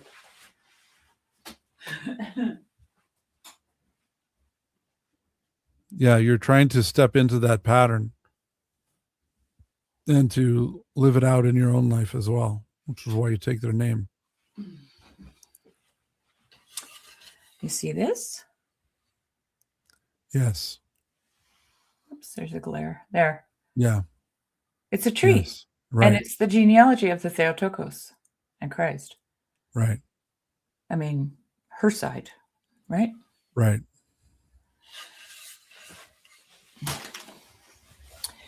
Yeah, we got to think symbolically, Right. you know. None of this is could that be true about Saint Marina? Could that be true about Saint Anksgar? Is it true? Yeah, it's actually true as in pillar and ground of true, right? Like this Yeah. trueness. So, yeah. It's oh man, this is part of the conversation I was having with my brother actually. Oh. So like, because he's coming at the Bible with the materialist mind. Yeah, And which I is was like, just so yeah. And I just said, well, look, there's nothing empirical or that can be measured with if somebody's married, right? Like you can't do a blood test or you can't do a genetic test to find if someone's married. However, if they get married, the way they act in the world changes. The way they dress changes, the way they speak changes, who they speak to and who they don't speak to changes. Mhm. Their schedule changes, their focus changes, their goals change. Their whole life changes, which can be seen with your eyes. Right. So things that are invisible can still have an effect in the visible world. It's an echo and it's a manifestation. It's like the pebble that drops and then the waves go out into your life. The pebble of marriage drops into your life and Mhm, now mhm. it ripples out, the effects of it ripple out. And that's real. And materialism can't account for that. Like No. he calls himself a nihilist. And I was like, brother, I think you're being a little hard on yourself because you're a father I was just gonna say that. and I you're a, know he you're is. a husband, Mhm. and you take that seriously. And you Yeah. can't, if you're a nihilist, Well, I mean, you that's can't in take that seriously. You can't hold that in your head. well, it's counter, like, it's actually kind of ironic that he would think of himself that way because he's investing in the future. Right. If you're a And nihilist, why would you do that? well, and that's part of why we were having this conversation, because he sees now his life is getting more meaning, but at the same time, he's kind of in the point of Ecclesiastes where it's all is vanity, All is vanity. and he's at the point of like, I kind of ran out. I ran out of the runway here as far as the nihilist story goes. You know, like the eat, drink, and be merry, for tomorrow we shall die. It's kind of like, okay, well, we did that, but we're still here, right? Yeah. So now what? I mean, he's got a young son, and you know, so he's struggling with these things. He's wrestling with these things, and that's kind of why we ended up in that conversation, I think. But That's it's cool. the same point of like these. This is what symbolism is when these invisible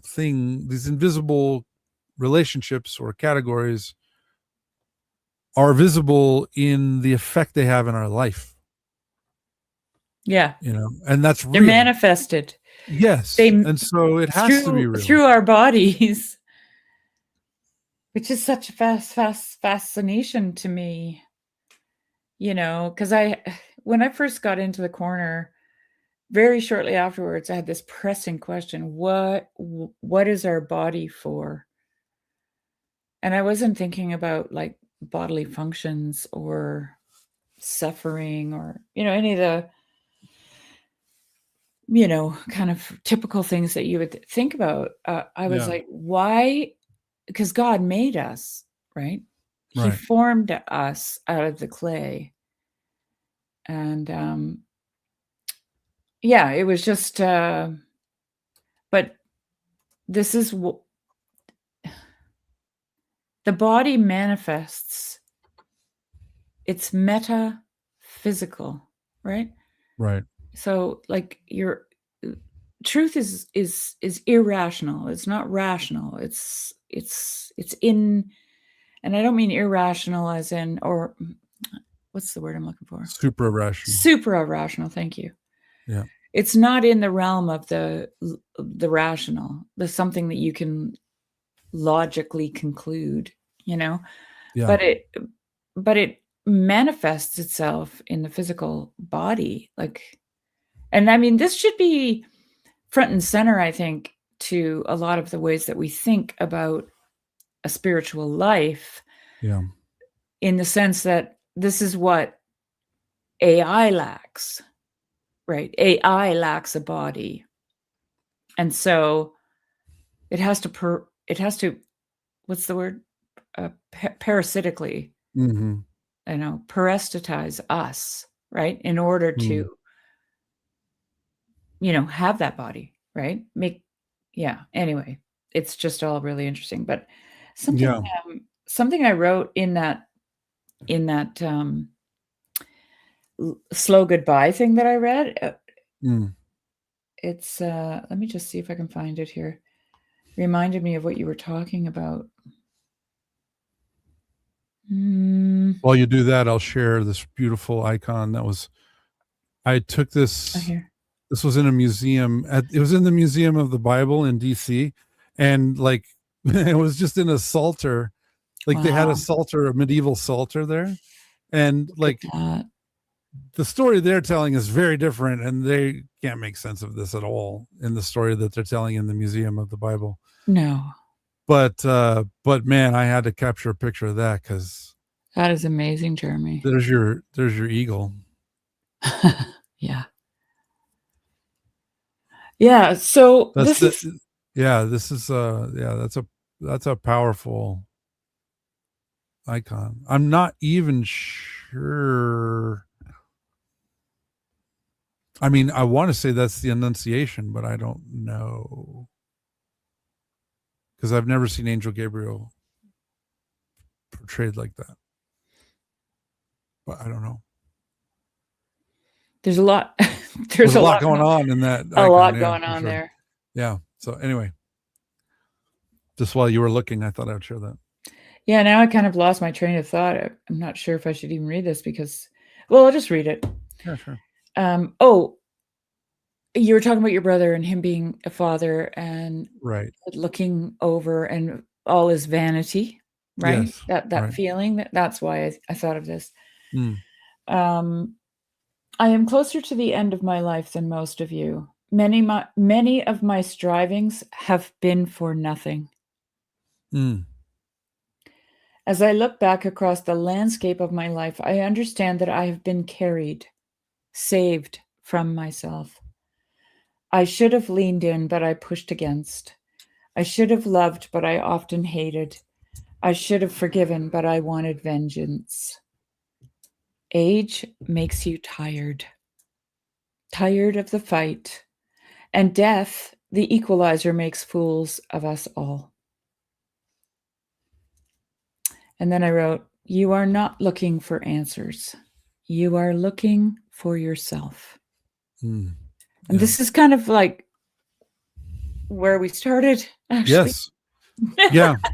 You Yeah. know? With the motto of Dolly Parton, which is to Yeah. um, find out who you are, and then do it on purpose. And do it on purpose. Yeah. Yeah. Absolutely. It's the Yeah. way it goes. I also wrote, we can find agreement without consensus. It's a little riddle Mm. for everybody. Mm. Mm. We can be authentic without dispute. Yeah. Yeah. Yeah. Anyway, there was something else here that I thought of too while you were talking. Now I forgot it again. Something else that I wrote, but I don't. Oh, I know. Human beings. I got to read you this. I just read it to my husband today because I was scrolling through my poetry and I was Yeah. like, oh, this is funny. I forgot I wrote this. I'll just read this to you, Jeremy. Sure. It's not really a poem. I mean, it's a prose poem. A human being is a biological organism made of nothing but soft and vulnerable parts. Now, this is my fascination with our physical body being Mm. so permeable and easily damaged. And, we're vulnerable because we walk upright. All our, organs are exposed and all that kind of thing. Okay. A human being is a biological organism made of nothing but soft and vulnerable parts, which are in constant repair mode and need outside nourishment at least once a day, maybe less if you're a hunter gatherer. These soft, mushy parts contain what I would call the essence of the human being. Some might label it consciousness. Some more religious types might divide it into soul and spirit. Either way, no one really knows what this consciousness, soul, spirit really is. And it is invisible. You were talking about visible and invisible, right? Right. And that's the who we are. The who we are is invisible. Okay, just think about that.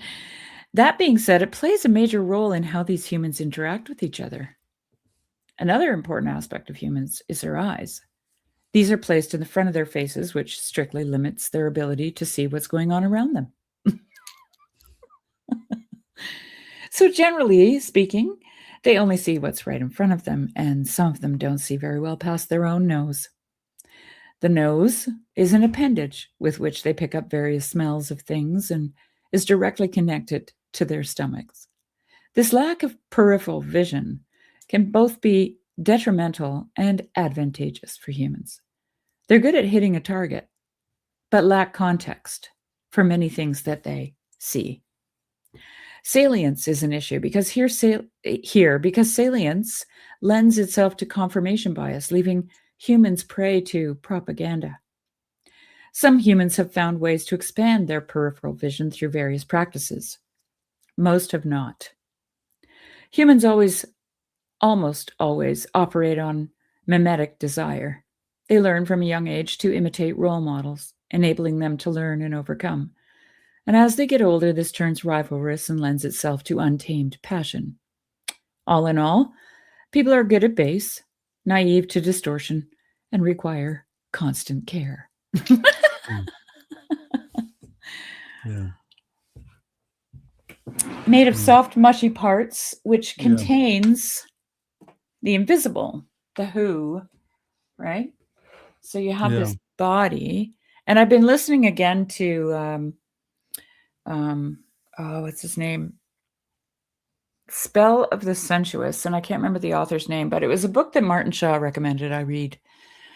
And I've already read it, like listened to audiobook wise once. And he talked about this actually in the part that I was listening to recently. He talked about how disconnected we are from our bodies, like we have a mind, and the mind is doing things and it's thinking things and it's observing things or whatever. And the body's just going around doing its thing. Like it takes us where we want it. Like we don't think about just the fact that I did this. I didn't ask my hands to do it. Right. I'm talking and thinking and my hands are doing things. Yeah. Right. So yeah, there's a really mind body stuff is really fascinating. And St. Paul talks about it. I remember in the 80s, I was young. I was like 9 or 10. I met a guy who was going to college on a scholarship because he had won a national science fair on an experiment he did about accessing different types of memory with your eyes, and with where you're looking, you can access different, and finding that people do, like if you ask them about certain sensory memories, their eyes go one direction. And he got to where he could predict, depending on which sense he was asking people to recall, he could predict where their eyes were going to go. And he could also predict if they were just fabricating something. Like not predict, but he could also tell if they were, if they were just making up something because they couldn't actually remember. Yeah. This I was kind of blown away by that insight, when I was just young, that your eyes play, looking somewhere. Well, if you watch body language experts, they really rely on that. Right. They totally rely on, when someone's making something up and they're acting like they're thinking about it, but their eyes aren't doing anything. They're like, yeah. Yeah. I know I often do this. I'm like, and it's funny because, we have information in the cloud. It's like, that's where I'm looking. when I'm looking for something, like I'm in the store, like I'm looking in the store, like for a thing, I'm just like, oh, really? there it is. Yeah. Like, it's like, that helps me. Going. Yeah. It helps me find it. It's like, yeah.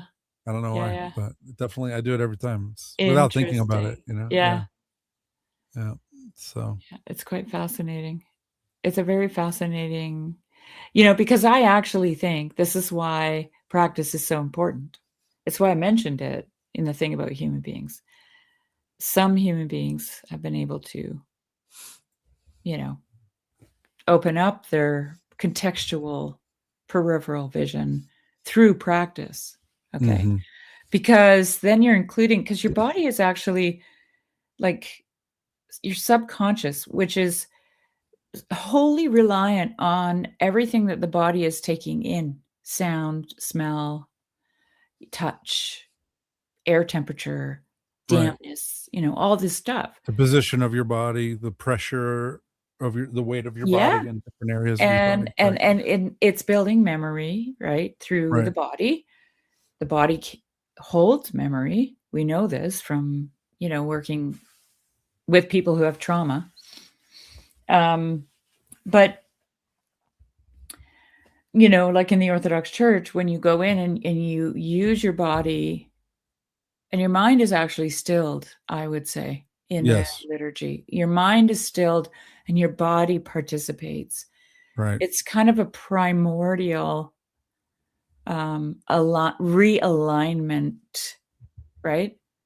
Because I think that in order to face God, facing God, because I've always found this interesting about the scripture, repentance is turning and facing, okay, God. And you have to use your body for that. Right. It's not just so when you take the whole body along you actually experience a mind altering moment. It's called repentance, metanoia. Right. Okay. That's when you go, oh, because now you've got more information than if you were just reading lines on a page or hearing a sermon or whatever. You know, there's so much, it's like Vervaeke would say, combinatorially explosive, right? Right. There's too much to talk about going on because the body is far wiser, in my opinion. It knows more than you do, you know. Yeah.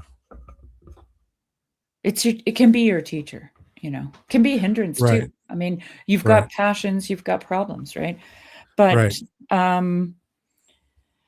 but oftentimes, and this is something I learned with my brain injury, and actually my brother's schizophrenia, because I did a lot of research on schizophrenia because of my brother.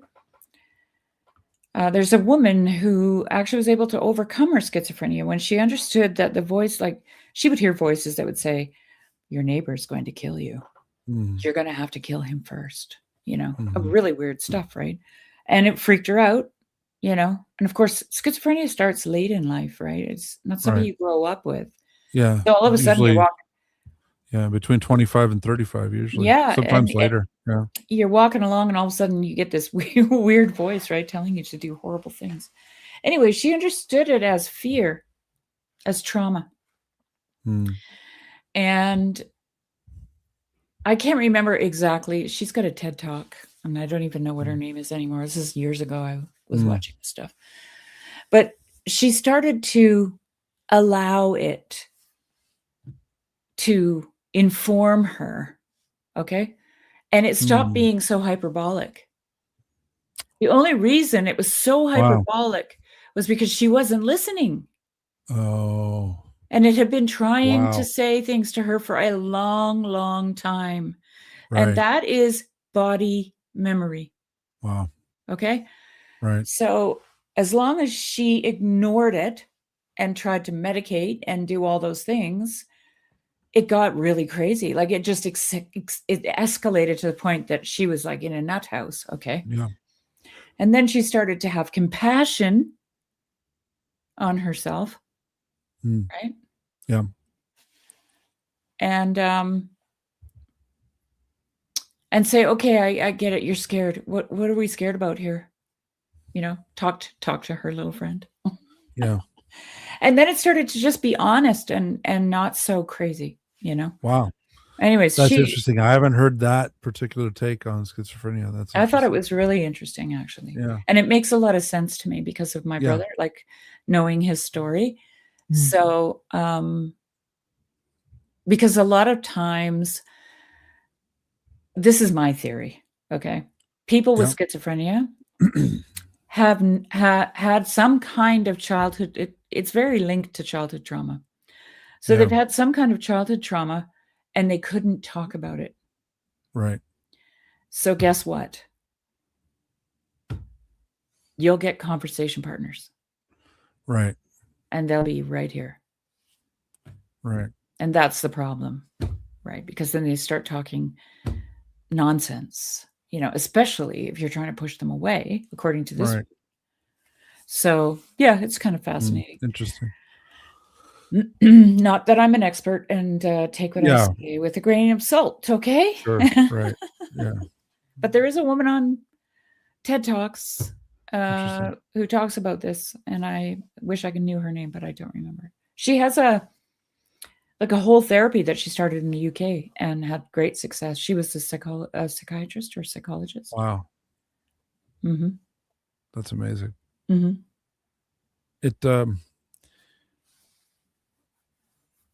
I've had a relative who suffered with schizophrenia, and definitely he had some traumatic stuff in his childhood that he couldn't talk about. And I also, you know, really, I read A Beautiful Mind, and I saw the film as well. And, you know, he just said he saw it as, he said he eventually saw it as a side effect of breathing rarefied air, was how he put it, because he would spend so much time in contemplation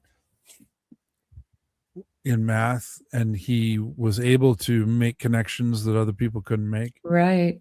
That he said, as a side effect of spending so much time That's in this yeah. liminal space where, like you said, like you're breathing rarefied air, then it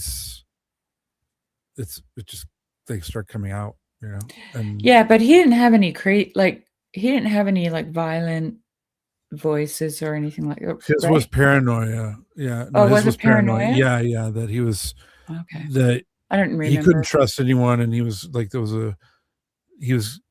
always getting involved in secret things and spy things, and then there's spies watching him, and there's going to be, they're going Mm, to poison his food, and they're going to, there you go. Well, it's and then fear but again. and It's some of fear it, talk. yeah, right, and then some of it was distraction as well, where it was just like, his roommate in college was just like, why are you working all the time? Just have fun. Come on, let's go. And Mm, it was constantly distracting him and barraging him, trying to yeah. get him to leave, and so yeah, it was, for him it was kind of both ends. It was, he was probably working too hard and focused, it was just like in his head too much, and perhaps according to this model that you're talking about, his body was trying to tell him, hey, like, Yeah. get out of your head, go have a drink, there's a pretty girl, let's go have a beer, right? Yeah. Like that's what his, one of his hallucinatory friends told him, like in his dorm room. He's just Oh, like, yeah, dude, yeah. you've been doing homework for 40 hours straight, well, let's go have a beer, and you're gonna come home and go to bed. Yeah, yeah, yeah. Yeah, well, when I had the brain injury, my brain wasn't working anymore. And I'm not schizophrenic. I don't have any, you know, Yeah. never been. But I just out of curiosity, I had a conversation with my body. And I had the brain injury for a year and I didn't know I had it, and I just kept trying to Mm, push through and be my normal multitasking, self. And of course, I kept getting warning signs from my body, right? yeah. And then I ended up in a state of like anxiety and clinical depression, and things just really spiraled out of control. And that was when my body said, all right, we're done. You're not listening. So we're shutting off. We're shutting down Mm, here. yeah. Because, the body it knows things, right? It's got like, Yeah. there's a whole community. Mm, Like okay, so I drove my car on this trip with my son, mm, and he was in a camper with his family, and I was behind, and so I was listening to audiobooks on the drive, and I was listening to Douglas Harding again, and he was talking about all the cells in the body and how, they're all he was making arguments for like one and many, right? mhm, Individualism and mhm, community and mhm, all that kind of thing, right? And how they're contingent, like, the blood cell has to be a blood cell. It can't be anything else. mhm. But it works in tandem with the rest of the community, right? Right. But it never Right. tries to be something it's not, right? Right. It's an individual, essentially. Right. And But in communion. yeah, and Right. and then the work of Michael Levin, Michael Levin is finding out, oh, these things are conscious, like Mhm. they're solving problems. Right. Right. And so you just think about yourself, like it's a little crazy actually. All these little consciousness, all these little individuals, but they're all Right. forming this one body, right? And Right. so you can't tell me that they don't know anything. Right. Like we've reduced ourselves down to this machine, right? Yeah. And all, we drive it from here. Here's the gears and the wheels and the cogs and all that stuff, and this thing just goes like this. It's why we're building those things actually right now, because that's what we think we look like, Mm, robots, right? right. But we're actually like this living organism of organisms with Right. consciousnesses. Right. And it doesn't stop at the skin because it keeps going up in levels too. Yeah, Right. it's Yeah. amazing. Right. Like it's listening. Douglas Harding goes like, he goes like with like, what do you call those giant microscopes? He just gets Oh yeah. right, The you scanning know. electron Oh microscope. yeah, he's like electron microscopes, you know, and then he gets Mm, into atoms and electrons and ions and photons and, you know, and then he goes to constellations and stars and planets and yeah. Anyway, it's what's his name? Douglas Harding. He's his book is Hierarchy of Heaven and Earth, but it's the Mm, large volume, not the abridged version. mm, And it's like 600 pages. mm, I've got it on audio book. mm. Luckily somebody read the big one, and I've got the big book. And usually I read them, like I read the book while I'm listening to the audiobook. Right. I do that with the Odyssey. Yeah, it's just great. Yeah. I love it. Yeah. It helps. Because it's just, you know, yeah, I gotta take it in very small doses, actually. Yeah. Because he's so, like, he's really making his point, right? Mm, And then the footnotes are diagrams mm, and poetry mm. and philosophical quotes. And so you've got this like Wow. very scientific, very Mm, specific, you right. know, It's left brain, right brain book, basically. it's a crazy, it's so, Wow. he was a I'm intrigued. That sounds great. very special man. Yeah. That sounds great. Very special man. Yeah. I have a lot of respect for that guy. Mm, Tell you the truth. I can't wait to meet him. mm, Yeah. mhm. Him and George MacDonald. Yeah. Well, and Florensky. Right? And Florensky. Oh gosh, Yeah. yeah.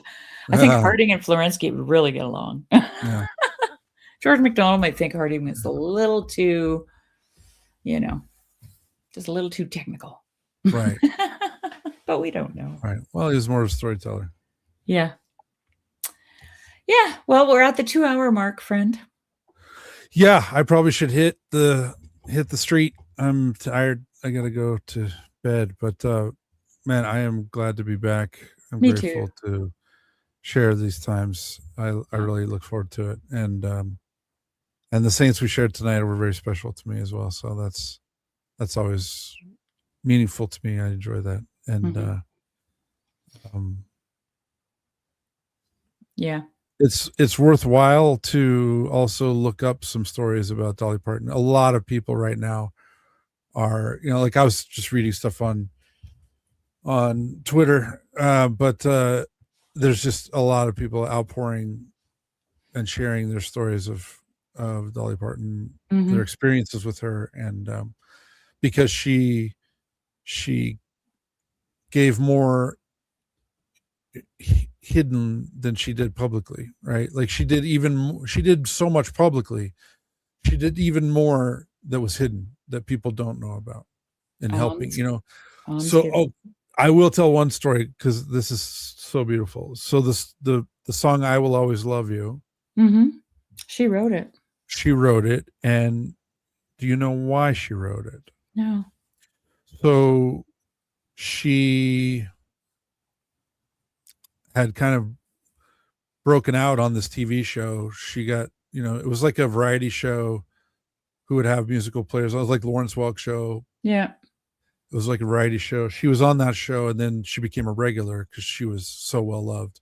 And so she was her career was really kicking off. She was like 22, 23. And the man who ran the show, who hosted the show, and who was the producer of the show, started developing feelings for her. And she started developing feelings for him, but she was already married at the time. And so she knew she couldn't be on the show anymore because it was getting too intense, and she wanted to remain loyal to her husband.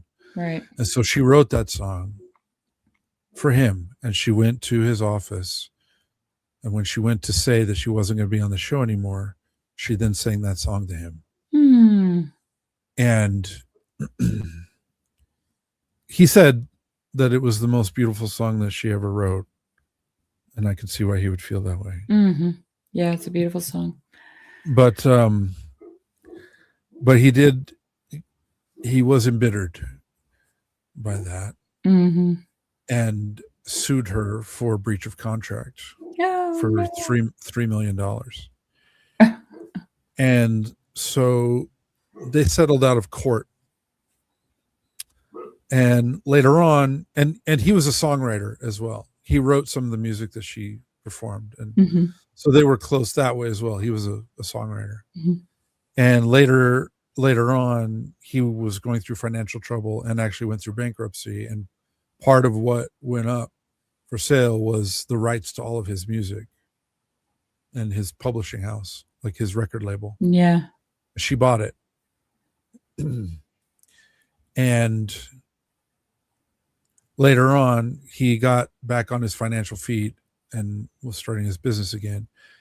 And, had some income coming in. And he went to her and said, "Can I please purchase the rights to my music back? It means a lot to me because it's such a personal part of me." And she said, "No, I won't sell them to you, but I will give them to you." Wow. And she signed over his rights back to him. And someone asked her, "Why did you do that?" And she said, "Because forgiveness is what's most important." Yeah. And Chris Isaac, who's a singer, he said, "I met Dolly Parton. We were on a show together. We were going to be on stage performing, and we were backstage. And I asked her, 'I've heard a story about you. Can I tell you the story and ask you if it's true?' And she said, 'Yes.' And he told her that story. He said, 'Is that true?' And she said, 'Yes.' He said, but then she didn't want to talk about it anymore. And then she started asking him questions about his life. Because again, she would be honest, but she didn't want attention for. Well, those things are none of your business. Right. Exactly. That's what I would say. It's but of course she wouldn't say that because that would hurt someone's feelings. So she would just go, "So how are you?" Yeah. "How are you today?" Right. But really, it's nobody's business. There's, that we do have those things. Like, I used to think that in order to be honest, I had to tell everything. Yes. And then I realized, no, No. actually, that's actually not very good to do. No. It's not good. Good fences make good neighbors. We've had that talk. Remember that, Bob?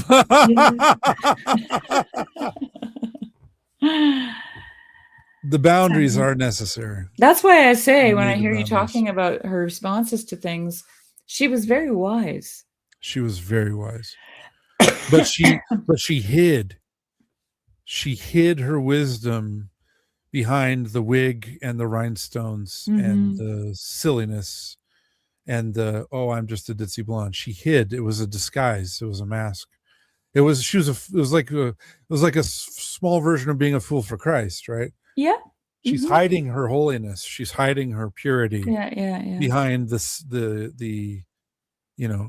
she said, whenever I sit down in a business meeting with business guys, she said, I'm never intimidated. I'm never worried. I'm never nervous. She said, I don't feel like they know anything I don't know. And she said, and usually I honestly feel like I have a little something on them. Because she played that dumb blonde role really well, but she wasn't. It was just a way of playing the fool. Well, it was like the Columbo approach. It's kind of like being. Well, here's the thing about it. It's kind of like being a child in a room full of adults. Yes. They don't pay you much attention, and they say things that they don't think you get. Right. And because she was like 100 pounds. She was tiny and blonde. Yeah. And had a southern accent. That's a big thing for a lot of And people. was a country singer. Yeah, Like, she's from she's the basket, Tennessee. the basket of deplorables or whatever. Right. Yeah, exactly. Yeah. Rednecks. Easily dismissed. Yeah, for sure. Yeah. Yeah. Yeah. Mm-hmm. No, she was very wise, very clever. And I was very inspired, and actually this is another story that I felt like I should tell at the beginning, but I'm going to tell at the end because it's actually connected to Dolly Parton. It is that when she said, find out who you are and then do it on purpose.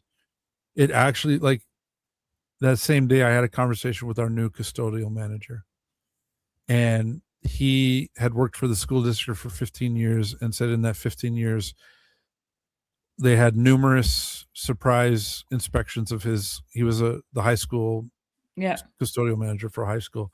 He said they had numerous surprise inspections. He said, I'm the only custodian in that school district that's never had a finding. He said, I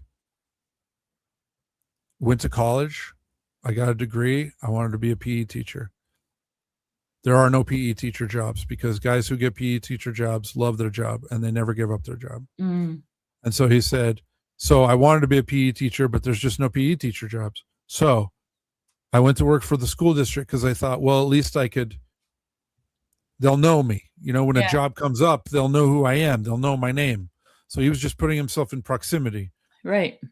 Well, he's like, dude, I was there for, so he's like, I was just an assistant to a custodian. I was, then I was a custodian, then I was an assistant to the manager. And then, and he's like, and I just realized, he was like, dude, I make more money now as a custodial manager.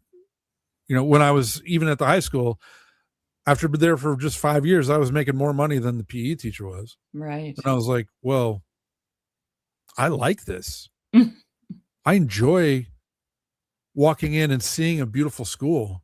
And I like doing this for the students. I'm proud of this. And he had a crew and he had students working for him. And he would always teach them his standard. And he said, I have a standard and I want it to be clean. And he said, this place is a mess. My workplace where I work. Yeah. He's like, this is his new workplace. He's like, this place is a disaster. Because we've had like at one time we had 5 different custodial contracts with different companies for different aspects of cleaning these facilities. And this is an industrial facility with several large buildings with, sweepers. And I mean, it's just a huge undertaking, and it's been a mess. It's been completely disorganized and they have no idea. And he comes in and he's just like, he came in, his supervisor's out of town this week. He could have been hanging out in his office. He went out, he's walking around, he's introducing himself to everybody. He's like, hey, can I take out trash? My name's Casey. I'm the new custodial manager. Yeah. He's introducing himself to everybody. He's saying hi, he's saying hello. What have they been doing wrong? What's really something that bothers you? Where's the cleaning supplies? Where's the closet? And he just told me, he just said, look, I have a standard. I have people I want to hire. I have people who are willing to leave their job right now to come work for me here. And if they'll give me what I want, I'll make this place look better than it's ever looked because that's what I do. Yeah. Nice. I clean. Yeah. And I teach other people how to clean and I make sure they clean. And if they can't, I find someone who can. Right. And if it needs to be cleaned and no one else is available, I'll do it. No problem. But that's what I do. And I was like, damn, this guy's like Dolly Parton right there.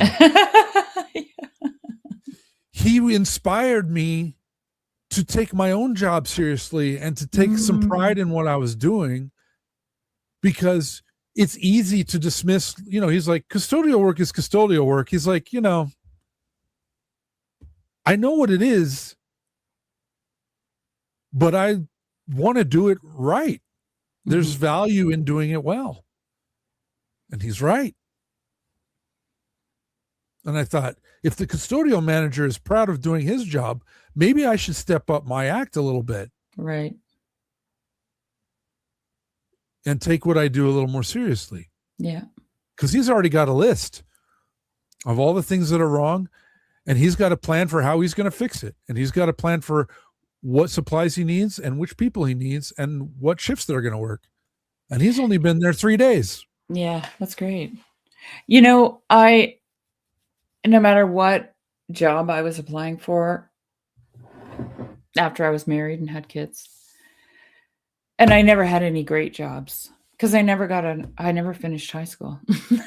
So, but I always put at the top when it said occupation or occupations, wife and mother, Yeah.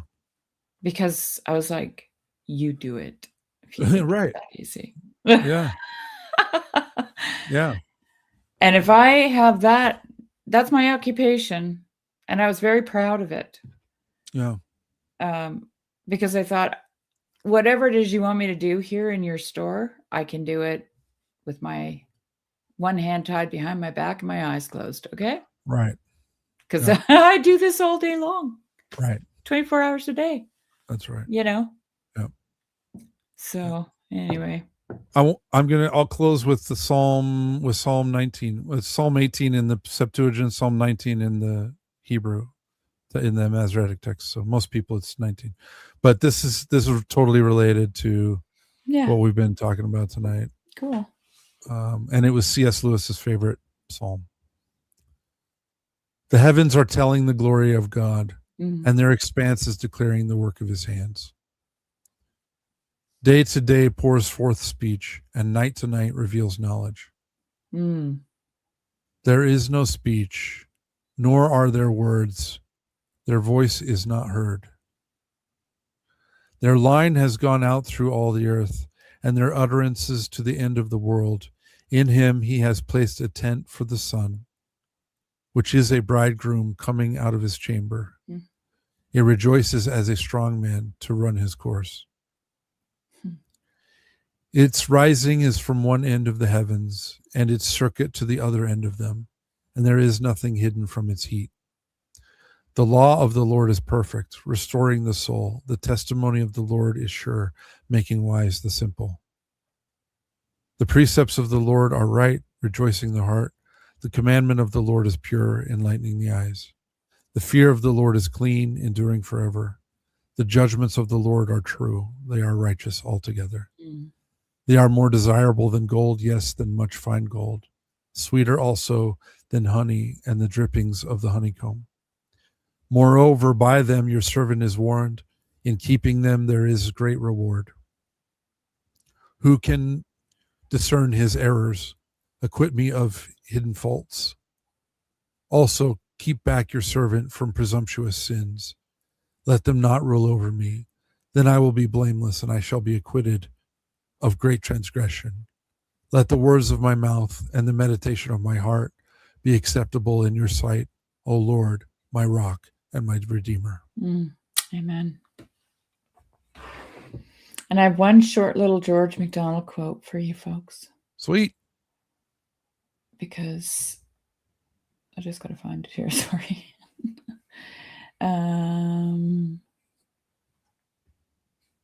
Okay, here we go.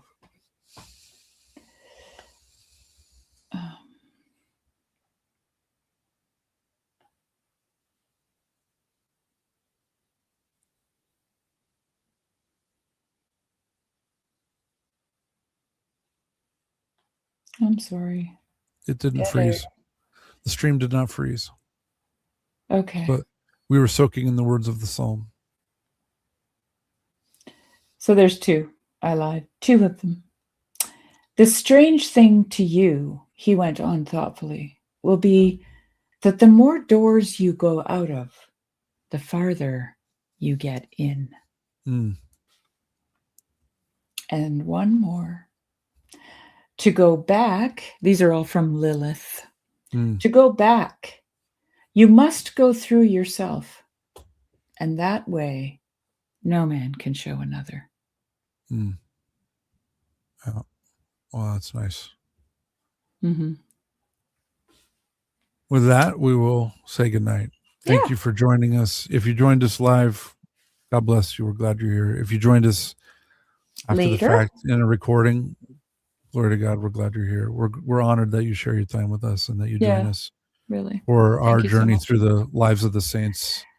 My life continues to be transformed by studying the lives of the saints, and we pray that it's therapeutic for your life as well.